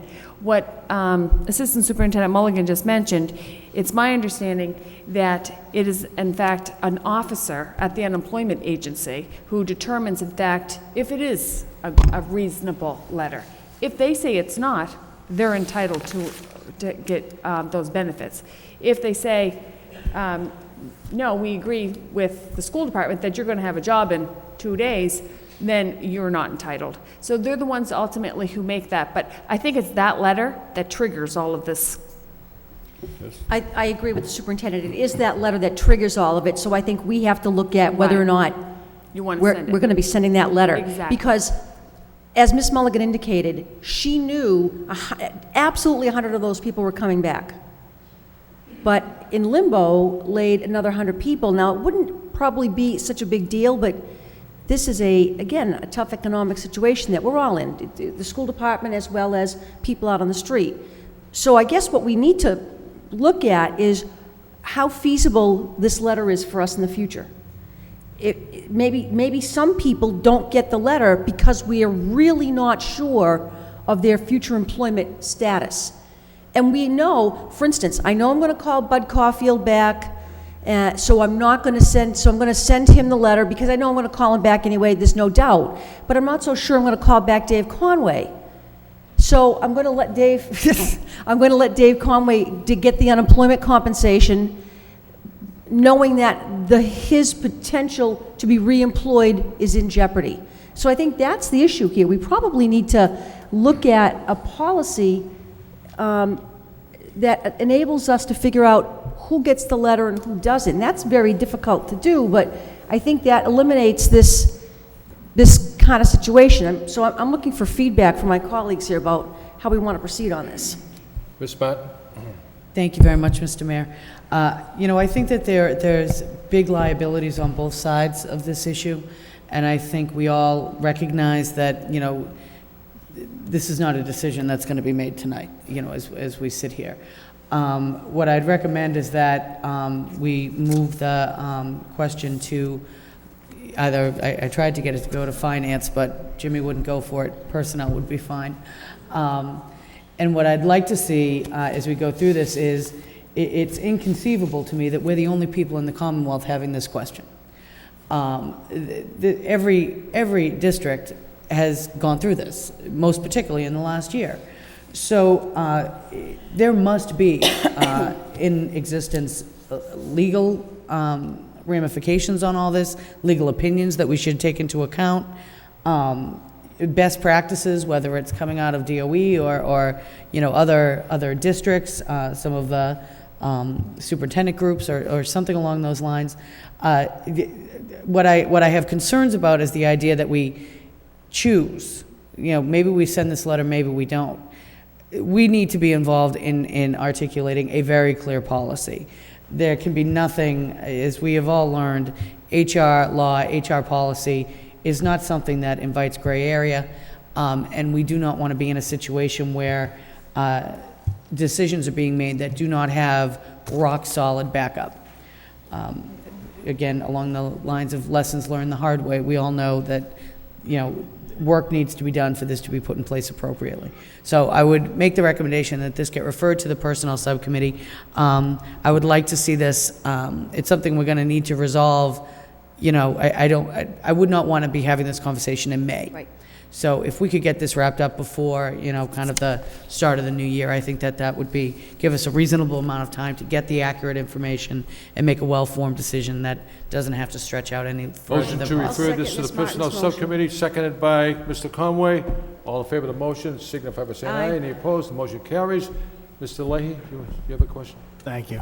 My only comment would be that I'm fine with discussing this in Personnel Subcommittee meeting, but I just think that, this was one of those years that was unprecedented again, and I think that the HR department does a great job. I think there are a few glitches here and there that need to be cleaned up, but other than that, when you lay off over 200 people, you don't know what's going to happen. The budget was, we took our time with the budget. We made the best decisions we could. And I'm sure that, unfortunate as it was for that person that sent us the email, if they don't have a job now, I would think that they'll qualify and they'll get their unemployment benefits. So, I know a couple people that, found out the last minute also that they weren't coming back. It's unfortunate, but, they can apply now and they'll get their unemployment. So I think when we have this discussion with the HR department, it's just a matter of maybe just cleaning up communication as it goes down the line to each individual school, but I really have no problem with your office. I think, it's just one of those years. I mean, it's crazy that we had to do this, and so, we'll have the discussion, see what we can get out of it. Thank you. John, I welcome your comments, and you indicated it's unprecedented. We cut $8 million, and we all know 85% of that is personnel, and there definitely have to be some glitches. And, I think the administration is doing the best they can to get through a very difficult time. So is it Manager Lynch and on the city side of government too. It's just, it's dreadful, and I personally would not want to live through that again. So can we accept the entire report from Mr. Leary as a report of progress, seconded by Ms. Martin? Any questions or debate? Any further questions or debate? If not, accept the report as a report of progress and accept it and place it on file. All in favor signify by saying aye. Any opposed? And Mr. Leary, that was an excellent report. Okay, as we move on, the next report is Curriculum Subcommittee Report and approval of the minutes of August 27, 2009. Connie Martin, chairperson. Thank you very much, Mr. Mayor. The Curriculum and Instruction Subcommittee did meet on August 27th. In attendance were myself and also Mr. Leary and Ms. Doherty, members of the subcommittee. From central office, we had Dr. Chris Scott, our superintendent, Deputy Superintendent Jean Franco, and we also had a special guest, Mr. Jay Mason, who was there attending as a representative of the Green Building Commission, which is in place here in the city. We had 3 topics for discussion. The first one being the Green Learning Program, which Mr. Mason was kind enough to come and speak to us about. And this is really an initiative that's been put in place by the Lowell Green Building Commission. It focuses on the ideas of environmentalism and decision-making that both students and their families are making on an everyday basis, and how we can get those kinds of environmentally based scientific concepts better represented in our schools, both in terms of practice and the way we structure our recycling efforts, and as part of our ongoing curriculum. I think one of the key things that we discussed with Mr. Mason and asked him to kind of, I guess, walk away with and bring back to his group was this idea that we recognize the importance of this as a topic of discussion, and where I think we see the real potential for this would be in taking these environmental concepts and building them into our already established curriculum frameworks. So many of these topics are already part of the Massachusetts curriculum frameworks, and that if we would have the opportunity to work with the Green Building Commission and really rely on their expertise with the subject matter to help inform the decisions our science teachers are making as they, fine-tune and develop our curriculum, that it could be, truly valuable to have their input in improving what we're already doing, in ensuring that we are incorporating these concepts into our classrooms at every level, and to do it in a way that, again, does not turn into one more thing. I think we all recognize that the activity going on in our classrooms is very dynamic and certainly challenging. And I think so many times it seems like just adding one more thing shouldn't be that difficult. But I think we all recognize that our students are better served, our teachers are better served, and really our district as a whole is better served if we're able to take these very interesting and very kind of the moment topics and build them into what already exists, use them to support curriculum that has been, kind of embraced as the goal throughout our Commonwealth. So Mr. Mason was very kind in sharing his time and expertise with the subcommittee and made an even kinder offer to work as we move forward in the future directly with our science teachers, himself and his group, to ensure that we can start these improvements and get them in place really over the course of this next year. The second topic that we discussed was a proposal to change the professional development delivery plan that we have here in the Lowell Public Schools. As we know, it was a decision made many years ago, and I think it's been in place for quite a while now, that the preferred method of professional development has been basically pulling teachers on an as-needed basis to attend specific professional development opportunities, some, sponsored by the district itself, some outside opportunities. And the upside of that is that you're able to, have individuals go to a really diverse group of professional development opportunities, that people have more flexibility in that schools have more flexibility in it.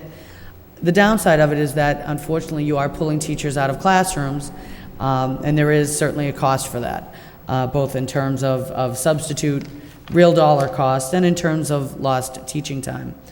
One of the things that has been proposed as an idea has been for Lowell Public Schools to basically go back to, I call it the traditional model, just because it's what was in place when I was going through school, of early release days. What's been proposed is a concept of incorporating 4 half-days into our school year.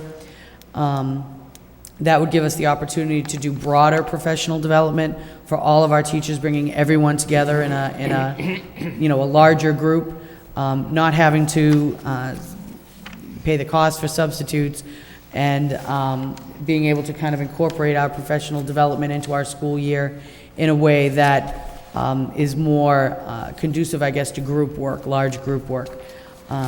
There are some very real concerns about this that were voiced by the subcommittee. One of the key ones is, for me, is that half-days have a real impact on working families. You have many, many working families who have worked out after-school accommodations for their children by necessity. And a half-day really does, it can be the thing that keeps a parent from going to work that day. And I think we all recognize how important it is for us to help our families be successful and sustain themselves. And anything we do that doesn't help that, I think, deserves great questioning. The other loss that this would represent is basically it comes down to about 7.5, 8 hours of actual class time, is my understanding. Probably between 8, around 8.5, I guess. That's a loss. It's a very real loss for our students, because it's time. Again, these are planned so that you're releasing students after lunch, still counting as a full school day. But in fact, there are about 2 hours a day that are lost, hour and a half, 2 hours. I think that we talked about some of the ways we can accommodate this challenge for families, whether it's seeing if we can find a way to have perhaps paraprofessionals or other individuals offering some kind of babysitting service in the afternoons, which could be a challenge. Working with the many nonprofits and local agencies that provide a lot of the after-school care for our students, seeing what their flexibility is in accommodating this. But I think at the end of the day, we're looking at a projected savings of about $40,000. I don't say that that's not significant. I think it is, but I do think we give up a lot for it. As the chair of the subcommittee, I certainly have strong feelings about this. And I think it's something that the entire committee needs to have input on. And I certainly think that needs to be our first step. I know, based on the recommendation of the subcommittee, the superintendent reached out to the citywide parent council to elicit from them some responses as to, again, what happens in the real world with real working families when a district makes this kind of decision. And that had just happened fairly recently, so I know we've gotten some responses, but I really do think it's important that we give our families an opportunity to weigh in on this motion. They're the ones who are going to be impacted by it, and I think that we owe it to all of our families to share with us their opinions, and that will help us make a better decision in the end. Okay. So that was the second topic. I don't know if anyone wants to speak on that before we move forward. Thank you, Connie. Thank you. Mr. Levy? And I just want to commend the chairman for making that statement. I think that's exactly what I think we need to do. I think the concerns in terms of loss of education time was balanced based on We want our teachers to get together and collaborate so they can work on improving student performance. And the difficulty was the time allotted and the time that we had was difficult to achieve. So that was the goal. And I think the goal is reasonable. It initially started back in the spring with 8 days, which I think there's a lot of dialogue saying that's a significant jump. The superintendent brought forward a pilot program to see if it even had any, if it actually had the value that we anticipate that it might.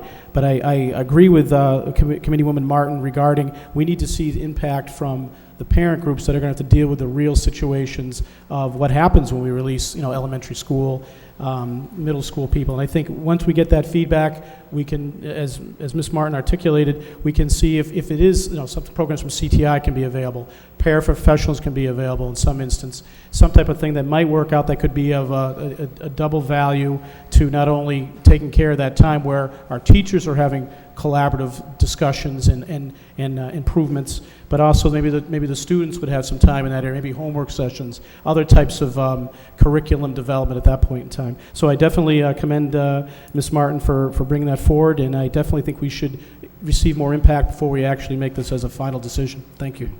Ms. Doughty? Thank you, Your Honor. I'd just like to add a couple of points. I think that I generally support the idea of having concentrated time for our teachers and administrators to work together on professional development. I think the way we've been doing it is not as effective as it could be. Not simply the use of substitute teachers, but these piecemeal moments of time. And from my conversations with principals and teachers, I know that it's frustrating if you can't get everybody together. You get all the math teachers together talking about how do you teach these standards, how do you go deeper into the curriculum. On the other hand, I've got some major concerns, and not simply the part about what happens to the children when they get out of school at 12 o'clock on a Wednesday, and how families are going to be able to adjust to that kind of childcare issue. That is a key concern, and I agree with my colleagues that we need to get more feedback from parents and from the administrators about how we might be able to resolve that for our families. But the other concern I have is just even looking at how we're going to spend that professional development time. Because as my colleagues may recall, we are currently doing early release at the high school. I think it's been, correct me if it's been 3 or 4 years anyway. And there's an accountability measure that I would want built into this, that in terms of the report we got about what would happen at these sessions, there's one line: the model would allow for vertical articulation, planning across grade levels. But other than that, I really don't see, what exactly are the teachers going to be doing? And how is that going to be meaningful in terms of their instruction? I'd like more specifics before we made this big of a jump. And I'd like some, and I think we talked about this at the subcommittee as well, some understanding from the administration about how we'd be able to measure the success of the professional development. And I don't know if you want to speak on that tonight, but that is another area. I mean, I want to know that it's meaningful for the teachers, for the staff that are there, if we're going to be pulling kids out of class and sending them home. But to me, the bottom line is our current process is not adequate. So I'm looking for a way to make it work so that we can do it better. And so I'm on board with this idea of giving our people more time together to talk to each other, to collaborate. That is very important. And if you look at one principal I was speaking to today mentioned a model of what they do in Japan. They spend way more time collaborating with each other about, before they teach the standards, then after they do assessments with the students, well, what worked, what didn't, what learning stuck with the student, what didn't. And I think that, we need to look at this clearly, but there's still a lot of pieces that aren't clear. And just my final point, again with that, looking for, measurement that it's working. We negotiated for an afternoon meeting for parents and teachers that it's still, I know we got a report at the end of the year that schools were doing it willy-nilly. One school did it in June. Our whole concept behind getting another hour of teacher-parent meetings and having it in the afternoon to coincide with the evening one we have, was to try to get more parents involved. And I applaud the administration's effort to get more parents out by giving up one of these 4 days. But my first feeling is, let's see if what we've already got on board for parents, if we can be more efficient with that. And if we go with the 4 days for professional development, keep the 4 days for professional development, because I don't think it's even, I mean, your initial proposal was for 8. The high school, I believe, has 8 or 9 even. I'm not sure. But, so I think that at this point, we need more specifics. But ultimately, I think it's the way to go. Madam Superintendent? Thank you. Just to address some of Ms. Doherty's comments, we too share the same concerns as an administration of, you know, the inconvenience to families, the concern around safety, childcare.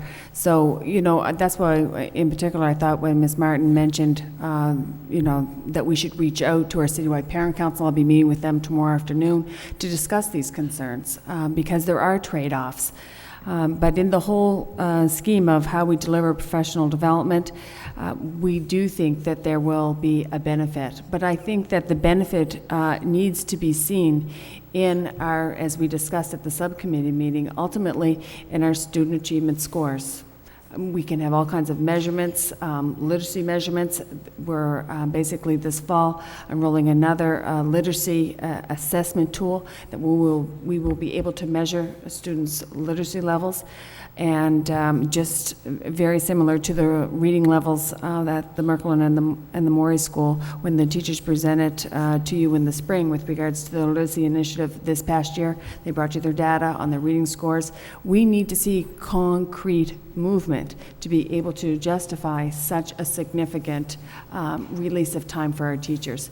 So, you know, I know that, you know, we can't say that in 1 year we are going to see MCAS scores necessarily jump 10%. That just wouldn't be realistic. But we need to come together as a committee, perhaps in the subcommittee, and determine what would be realistic measures. You know, if it's 5% over, you know, 1 year or 2 years and 10 the next. Again, it's momentum. When you're implementing programs, there's sometimes an implementation dip. But going forward, I really do think that that is the level of accountability we should be looking for. Because to the extent that our scores remain flat, our professional development model is not being effective. And you just can't get away. That's what the data tells us. So if it's flat, we need to change up the delivery model. Part of this delivery model is an attempt to address doing things slightly differently within the organization to support teachers, to give them a block of time so that they can come together and work together on the initiatives. But again, we are sensitive to the impact that that initiative will have on families. Presently, the way our teachers' contract is written, to be quite frank, there's not enough time in it for our parents to meet with our teachers, and we really do have a deep concern over, you know, many of our teachers meet on their own time, just because even the amount of time in the contract, even though the committee, and rightly so, bargained hard to get the additional time, we need more time for our parents and our families to come in and meet with their teachers to talk about their children's progress. So part of the initiative, which, you know, some of the highest performing school districts in the state do have at least 8 Wednesdays in a year. We did cut this back, as school committee member Larry mentioned, to half that because it is a big change in how we do business. And, you know, the impact on our families is significant. The same reason why we're very reluctant to call school off in the middle of the day when there's a snowstorm, because our children go home to homes where perhaps people are working. So, you know, this is one of those proposals where it will pay huge dividends for our students.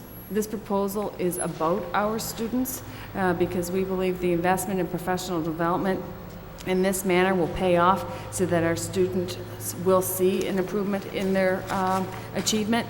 And to the extent that they do not over a 3 to 5 year period, I think it needs to be revisited again. because it is a significant amount of time, resources put into that. Mr. Leahy, then we're going to accept the report as a report of I progress. just want to make a quick comment also. I'll accept it as a point of progress, but I just say that it's refreshing to sit here to see the work that the personnel subcommittee and the superintendent and the staff's doing. You know, words like collaboration, realistic measurements, teacher empowerment, effective teaching practices, working together, things that really slipped away from us in the last few years, are revitalized here, and it's exciting to see this happen. And I commend the committee, the subcommittee, for the work that they're doing. And I mean, it's going to pay huge dividends. So if we can work out the details and the cooperation with getting feedback from parents and to make this happen, but this is the way to go. So it's great to hear this, and thank you for the work you're doing. John, I echo your sentiments, and it was an excellent report, and a great deal of work, and very important work that went into this Sadly, I'm not report. done yet. I'm sorry. What's that? I said, sadly, I'm not done yet. I have one last topic. Okay, go ahead. The final topic that we discussed at the Curriculum Instruction Subcommittee was the school improvement, summer school program review regarding the two programs that we had in place this summer at the Riley School and the Merkland. This was actually a very interesting situation, I think, because in addition to our traditional summer school where we were focused on 100 students, all of these students had been selected based on performance measures as needing additional help over the summer. But in addition to that, that support that they were getting, this was also set up in a way that it really was a professional development exercise for our teachers. And I found that particularly compelling. I think the idea that in sometimes these smaller summer sessions, you have an opportunity to really not only instruct your students, but have that professional development opportunity for your teachers. So we really did have a chance where you had a literacy focus at the Riley, a mathematics focus at the Merkland. We had great expertise from two of our internal staff, district-wide staff, Magali Ronan and Phyllis, whose name I can never. Schlichter? Yeah. I have a tough I time thought with I was that the one. only one going to have a No, problem. I always, but, so really the 20 teachers who were part of this, in addition to, again, helping these 100 students, also had an opportunity to do some real work with data and be able to understand kind of the living role that it can play in their day-to-day teaching. I think it was very interesting to have our administration let us know how, while perhaps it was, there was some pushback at the beginning of this session as to, the kind of added focus on this, using the data in this way. But by the end of this period, this 3-week summer school session, really the teachers had really seen the impact of using data in a very fluid and dynamic way, and how that really not only helped their students, which is the ultimate goal, but helped them be more precise in their teaching methods. So it was, I think, a great endeavor that saw results, increased test scores for the summer school students, and also I think offered a real insight for our the teachers who are able to participate in terms of their professional development opportunities coming into a brand new school year. So I would submit that collectively as a report of progress from the Curriculum and Instruction Subcommittee. Mr. Leary? Just real quick, excuse me, real quick too, I think it was, kudos should go to the Magali Ronan and Phyllis Schlechter for doing a job well done, as well as the administration. I think the superintendent articulated in the meeting that the state came in and took a look at, especially at the reading program. It wouldn't leave the reading program. They were like that impressed of how well our folks were doing and how well they were working together. So I want to, thank you very much for a job well done. Thank you. Accept the report as report of progress from Mr. Conway, seconded by Ms. Fattacati. All in favor, signify by saying aye. Aye. The report has been accepted, placed on file. Before we move on, Friday I was tied up in the office and I held many people coming in to meet with me and so forth. And Paul George's called, left the message, he said, you have to get up to the Starclosure School and see what's happening here. And I could tell by the tone of his voice, he was extremely upbeat and excited, and I couldn't make it. I wanted to go. But isn't this a good move in the right direction, having this conference and seminar at the Starclosure School for 4 days with so many educators all coming together for one common cause? And that's truly what it's all about. And that meeting Monday in the auditorium, that's a happening. That's a happening. And I was so excited to see so many people at that meeting with so many positive remarks and answers. And I could just see the school district, it is moving forward, and it's going to benefit those 13,500 students, and that's what it's all about.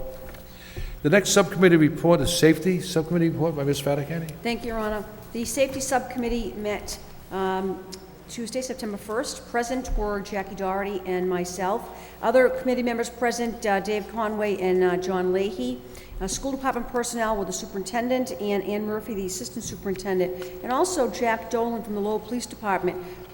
He oversees the school resource program, Your Honor, so his input was extremely important.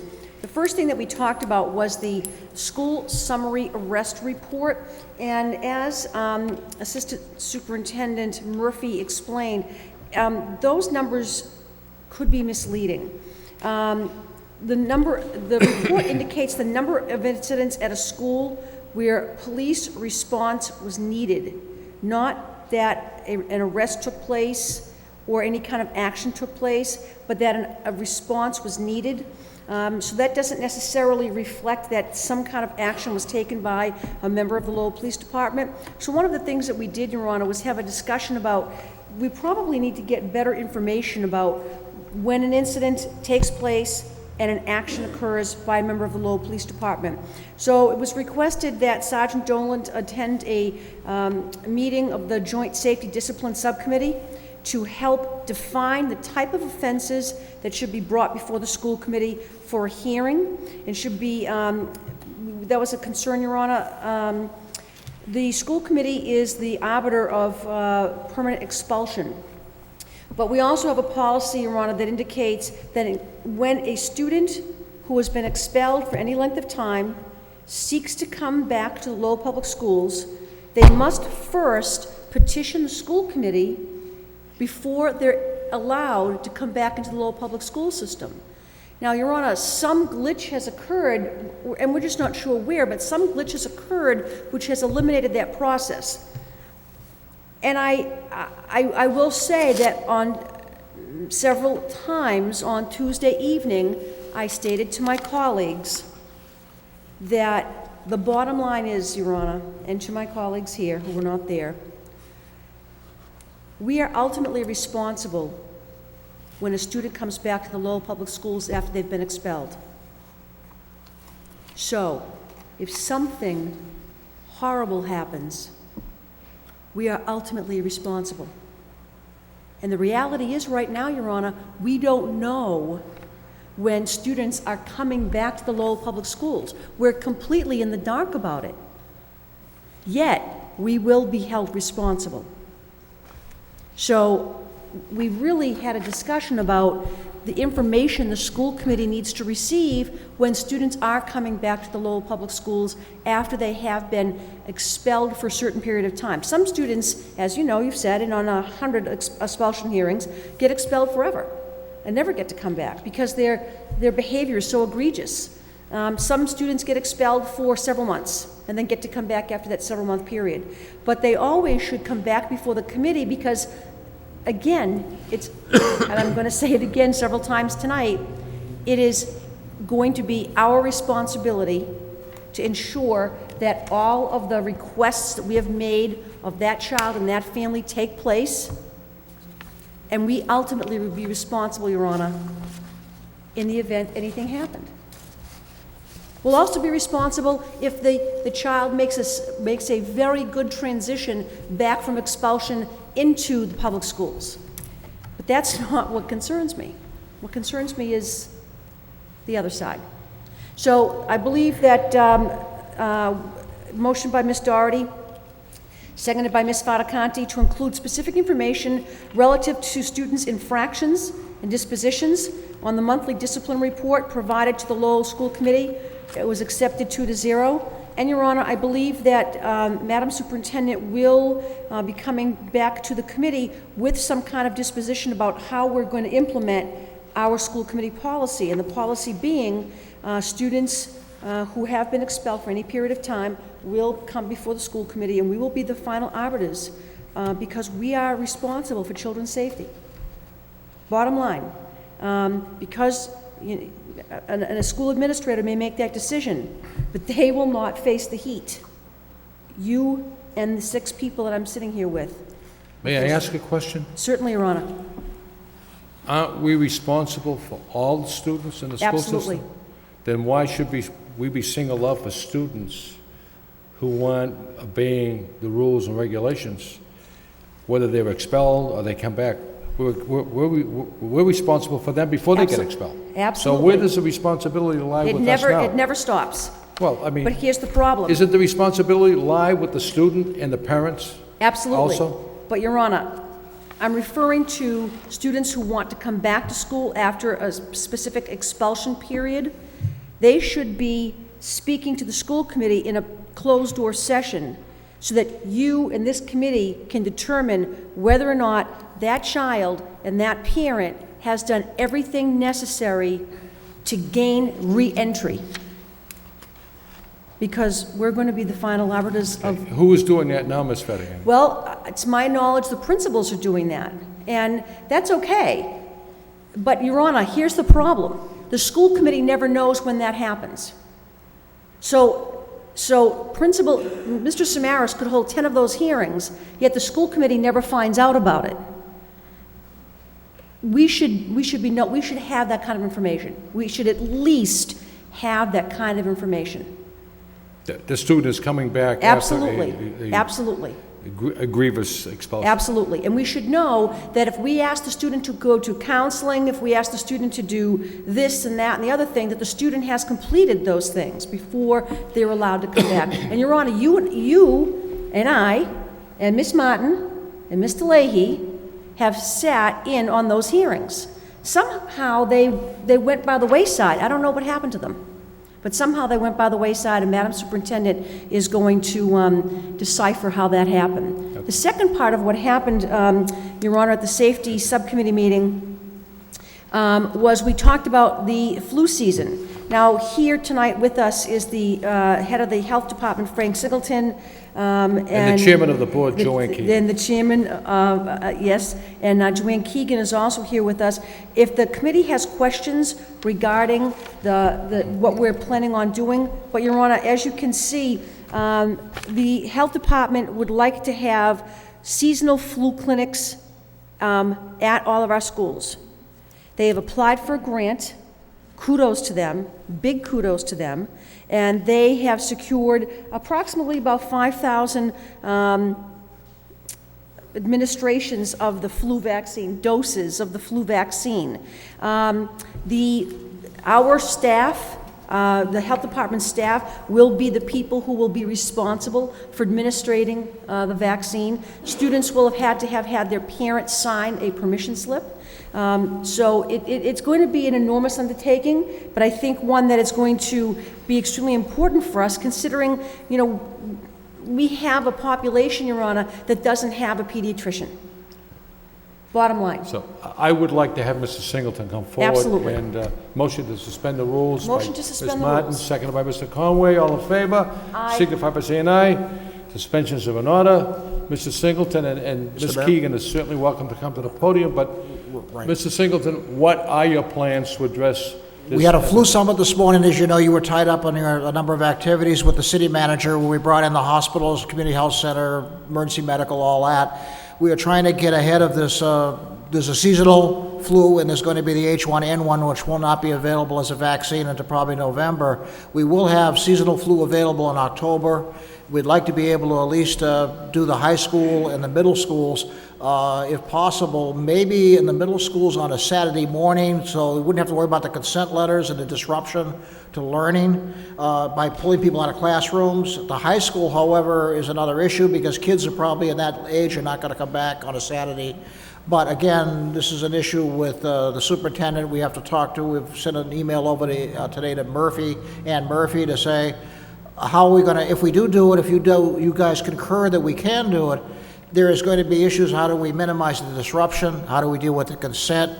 How do we provide equal access so any child who wants it, there's no ability to pay issues and a lot of things like that. So it's still a work in progress, but we met with Ann several times. I believe she's talked to the superintendent. We have a new nursing director, by the way. Lisa Golden replaced Mary Zane. And she was formerly in that position, so that's a smooth transition, at least into a leadership role in the school nursing program. We do have less school nurses this year than we had last year. That's another issue I won't bore you with tonight. But clearly, we are prepared to offer, as you said, the ability to do this, but there is a consequence of doing it in the schools in terms of disrupting the educational experience, and whether that pain is worth the benefit in terms of absenteeisms and other things will be a decision ultimately the superintendent would make. Mr. Singleton, listen to the experts, and being with you last spring, I guess the cure-all or the answer to this epidemic or this flu is maintaining clean hands. That's a very important component. Now, that's correct. I'll pose this question to the superintendent and to you. Do we have clean stations where outside a classroom or in a hallway where students can wash their hands, make sure that their hands are clean? And if we don't, do you have any funding, federal funding in your budget to make this happen? To answer your question, we do not have Purell and the like workstations at each teacher's desk or before bathrooms or the cafeteria in most cases, as I understand it. The cost would be between $50,000 and $100,000. How much? About $50,000 to $100,000 approximately to bring in a year's supply worth of hand washing. That's a rough guess. We'll firm it up if necessary. The state just received $17 million, or about to receive, from the federal government for the flu season, for this emergency planning. Have we applied? We're in the process of going through a conference call on Tuesday to see how much of that money may or may not be available for hand washing, but it's no trivial problem to put a hand washing station in the school systems because of the cost, and also there are issues with, I'm assuming, with the teachers about taking responsibility for squirting or having children line up at a desk and squirt and rub, because again, the bathrooms are down the corridor. Kids are going to be sniffling and coughing and runny noses in the classroom. They're supposed to wash their hands, but obviously without those hand washing stations, that will not be easy. When will we have that answer, whether we're going to? We have a conference call with the state on Tuesday at 9 o'clock in the morning. There's another one subsequently with the superintendents, I believe the next day at 3 o'clock to 5 o'clock. And it's like they're giving us information on the fly, and we're trying to adjust to it as soon as we get it.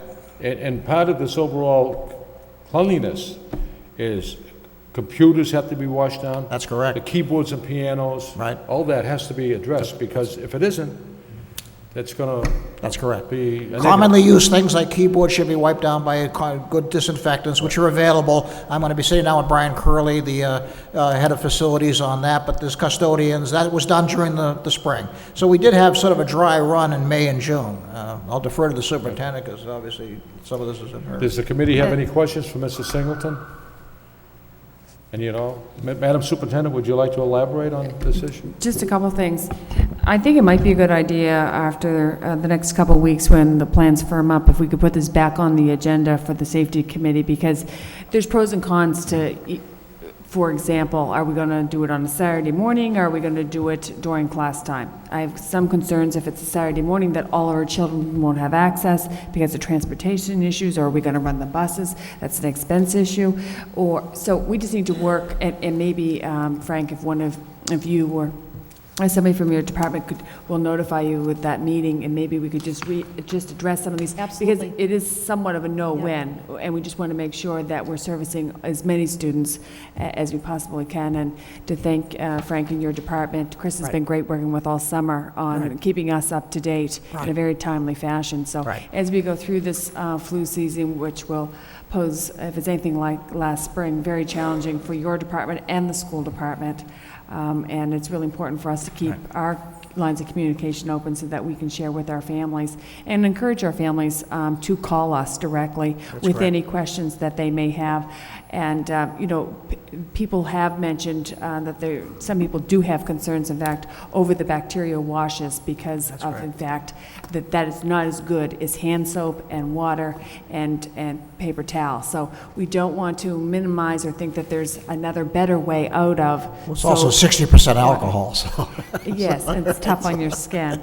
So there are some other issues. So Mayor, I just bring that up because if in fact we do not find a grant to fund the $50,000 to $100,000 that it would cost to put Perel in all of our schools, I think the health department's position, and correct me if I'm wrong on this, Frank, is that what is best is old-fashioned water, soap, and paper towels. So in one way, I think we really want to encourage best practices, and that is, my understanding, best practices to date.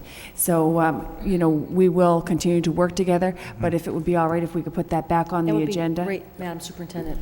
But I Did just make a like, commitment to go to every school in the month of September and meet with every principal and do the same arrangement we did in the Lapine School, that if any anxiety or problems develop, we will send out our school physician, Chris Connolly, our public health nursing, or whatever it takes to get people answers to their questions. But right now, we plan to do a planning meeting with every school principal just to see what their take is, because it's not easy. Back in the 50s, when they were doing polio, there was no consent.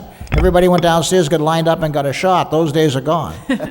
I just want to add that whether it's Mass General, Lowell General, or Saints Medical Center, outside of every room, there's a wash station.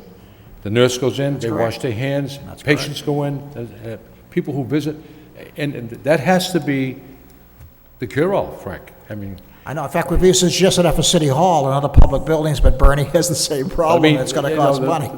The superintendent indicated good old-fashioned soap and water and paper towels. That's correct. I mean, you're not going to go to the restroom to make that happen, and so you will inform the mayor's office and the superintendent Yes, sir. about the conference call Tuesday? Yes, sir. Because I think it's very, very important. Mr. Leahy? Just to add one thing about the washing of hands, we might want to check into if there's a way to manipulate the day and get an extra 5 minutes, so when the kids go to lunch, they have an extra 5 minutes to wash their hands. So if it's at all possible, you know, you take a minute out of math and a minute out of reading and a minute out of whatever, 5 more minutes to lunch period, so to ensure that they can wash their hands before they go to lunch. And I Just can't- something else to look at. And I can't stress enough, the computers, the keyboard and the piano, everything has to be, so someone has to be assigned to do that. So I don't know, Madam Superintendent, who you would assign that, make sure that's clean, but it's extremely important. Mr. Conway, you had your hand up about an hour ago, and I apologize. Yeah. Okay, so, Your Honor, go there ahead. are two motions. Yes. Directly specific to this matter at hand. The first motion was by Ms. Fatacanti, seconded by Ms. Doherty, to continue discussions with the Lowell Health Department to initiate flu clinics in the schools. That was accepted 2-0. The second, Your Honor, was something that Mr. Leahy brought up. Ms. Doherty, seconded by Ms. Fatacanti, to request that the school committee receive an implementation plan from the facilities manager on how we're going to keep the schools clean and disinfected during the upcoming flu season. So that really does go to what you're saying about, you know, Mr. Leahy said, hey, maybe we should bring in a power washer once a month. And Ms. Doherty and I had said, once a month? How about once a week? Because, you know, I know it's expensive. I know it's expensive, but germs can multiply very quickly. And when you're only doing it once a month, we'll have typhoid Mary growing in the corner someplace or something, which, you know, we obviously want to eliminate. So we did have that discussion last night, Your Honor. As Madam Superintendent indicated, we'll meet again in the next 2 weeks to figure out exactly what kind of implementation we're going to have regarding sanitation and extra cleaning and wiping down of the keyboards and all that. Definitely. It's all education. You Absolutely. have to, you know, the clean hands is a secret to the whole thing. David, do you want to? You want to say? Okay, Ms. Doherty? Thank you, Your Honor. My comments, it goes to the cleaning. One thing I'd like to ask through you to Mr. Lang is I've heard that some of our schools are not fully stocked with their cleaning materials for the upcoming year, and I don't know if Mr. Lang is aware of that, but certainly as we get into the school year, we're going to need those supplies in place, and I just wanted to pass that concern along, that we do have the cleaning materials that the custodians need. And also, the other point with that, as this committee recognized, we did cut a number of custodial positions that we're now asking those people to step up and, you know, really do yeoman's work, to copy a cliche, because it is so important to the health of our students and staff that we keep them clean. Thank you. Okay, any other discussion on this issue? Accept the report as a report of progress by Mr. Conway, seconded by Ms. Martin. What's that? I'm sorry, I thought, go ahead. Mr. Mayor, I just wanted to clarify something on the first part of the report, when we're talking about expulsions and whether they're going in front of the school committee or not. It's my understanding that if the school committee expels a student, that student has to come through the school committee in order to be reinstated. But it's also my understanding, because of the education reform, that if a principal or a headmaster expels a student, the headmaster or the principal can bring that student back without going through the school committee. Madam And I'm Superintendent? not sure on that, but That is my that's what I hear. understanding as well, Mr. Conway. And perhaps, as we discussed last night with Ms. Fatcanti, there were numerous legal issues that came up, and I think perhaps, and there were quite a few, and I do have quite a bit of information, a bit of homework I did today. Perhaps it's best, again, if we refer it back to that subcommittee. I believe you know, be best probably fleshed out there so that questions can be answered in full. But there are, as you just mentioned, that's part of it. But I would like to have the opportunity to explain in full all the ramifications of responsibilities and just have some concern over the school committee's responsibilities and legal exposure. So I think that would perhaps be a better place. Okay, thank you. That's all I want to say, sir. Any other discussion? Accept the report as report of progress by Mr. Conway, seconded by Ms. Martin. All in favor, signify by saying aye. Aye. The report has been accepted and placed on file. I just want to say something about the expulsions. I did attend those I know. when I was the mayor in 1996, and I often wondered why the principal waited so long to bring the student before us, because some of the stories I heard were like unreal. So, Absolutely. Okay, let's move on to the agenda. Reports of the superintendent, notice of district and school, preliminary school accountability status under NCLB. Yes, Your Honor, this is the NCLB report that we give out to you every year, stating our MCAS results, and we have sent out the attached letter to all of our families as per as per the law. NCLB says that we have to inform all of our schools, and this is we've been doing this now for about 7 years. Madam Superintendent, you want to elaborate on that report? Because I thought that report was very positive. In your favor? Was it? Actually, Mayor, it pretty well stays the same across the system. Yep. And although good work is being done in the system and our staff are working hard, what's before you is pretty well the same as it was last year. We remain a Title I district in corrective action. Okay. Okay. Accept the report as report of progress by Mr. Leahy, second by Ms. Doherty. All in favor, signify by saying aye. Aye. The report has been accepted, placed on file. Home education. Yes, the families of Logvin at 38 Starboard Street and family Kittrick at Acropolis, 44 Acropolis Street, are requesting homeschooling under General Laws, Chapter 76, Section 1. Home education is constitutionally permissible. Therefore, I recommend approval of this request. If granted, the number of families approved by the Lowell School Committee to homeschool will total 32, and the total number of children will be 56. Move for approval by Mr. Conway, second by Ms. Doherty. Roll call. Mr. Conway. Yes. Ms. Doherty. Yes. Ms. Fattacante. Yes? Mr. Leahy. Yes. Mr. Leary. Yes. Ms. Martin. Yes. Mayor Caulfield. Yes. 7 yeas, approved. New business, vote to accept a gift from Lowell General Hospital. Madam Superintendent, do you want to? Thank you, Your Honor. I'd like to turn this over to Assistant Superintendent of Finance, Jay Lang, to share the good news of our football team receiving the generous donation from Lowell General Hospital of football helmets. Sure. Before you is just a vote. Lowell General Hospital, working with a new local company, Zenith, would like to make a donation to the incoming freshmen at the high school of new football helmets. And it's a new technology, a new helmet that will actually stay with the player for the 4 years. Very happy to accept the gift. I did communicate through the law department just the proper channel to do this, and it's just by way of means of a vote. So the vote would be, as a matter of record, to accept a gift of approximately 75 football helmets valued at more than $25,000 from Lowell General Hospital. Thank you. Move approval, Your Honor. Move approval, Ms. Fattacante, second by Ms. Doherty. And before we take a roll call vote on this, I toured this new business in Lowell last year. It's a new business.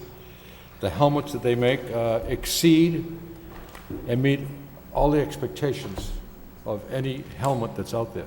And on behalf of the committee, Madam Superintendent, I would like to have a gracious thank you sent to Yes, sir. Lowell General Hospital and to the Zenith Corporation for bringing these helmets forward. Yes, Okay? Your Honor. Any discussion? Roll call. Mr. Conway. Yes. Ms. Doherty. Yes. Ms. Fattacante. Yes? Mr. Leahy. Yes. Mr. Leary. Yes. Ms. Martin. Yes. Mayor Caulfield. Yes. 7 yeas, approved. Convention and conference request. Madam Superintendent, if you want. Well, if somebody wants to make a motion to adopt, Motion to adopt the convention requests in total? all four. Motion to adopt all four requests by Ms. Doherty, seconded by Ms. Martin. Any discussion? No discussion? Roll call. Mr. Conway. Yes. Ms. Doherty. Yes. Ms. Fattacante. Yes? Mr. Leahy. Yes. Mr. Leary. Yes. Ms. Martin. Yes. Mayor Caulfield. Yes. 7 yeas, approved. Anything else want to bring forward? Before we adjourn, I don't know where this year has gone, where the summer has gone, but we all realize it's Labor Day weekend.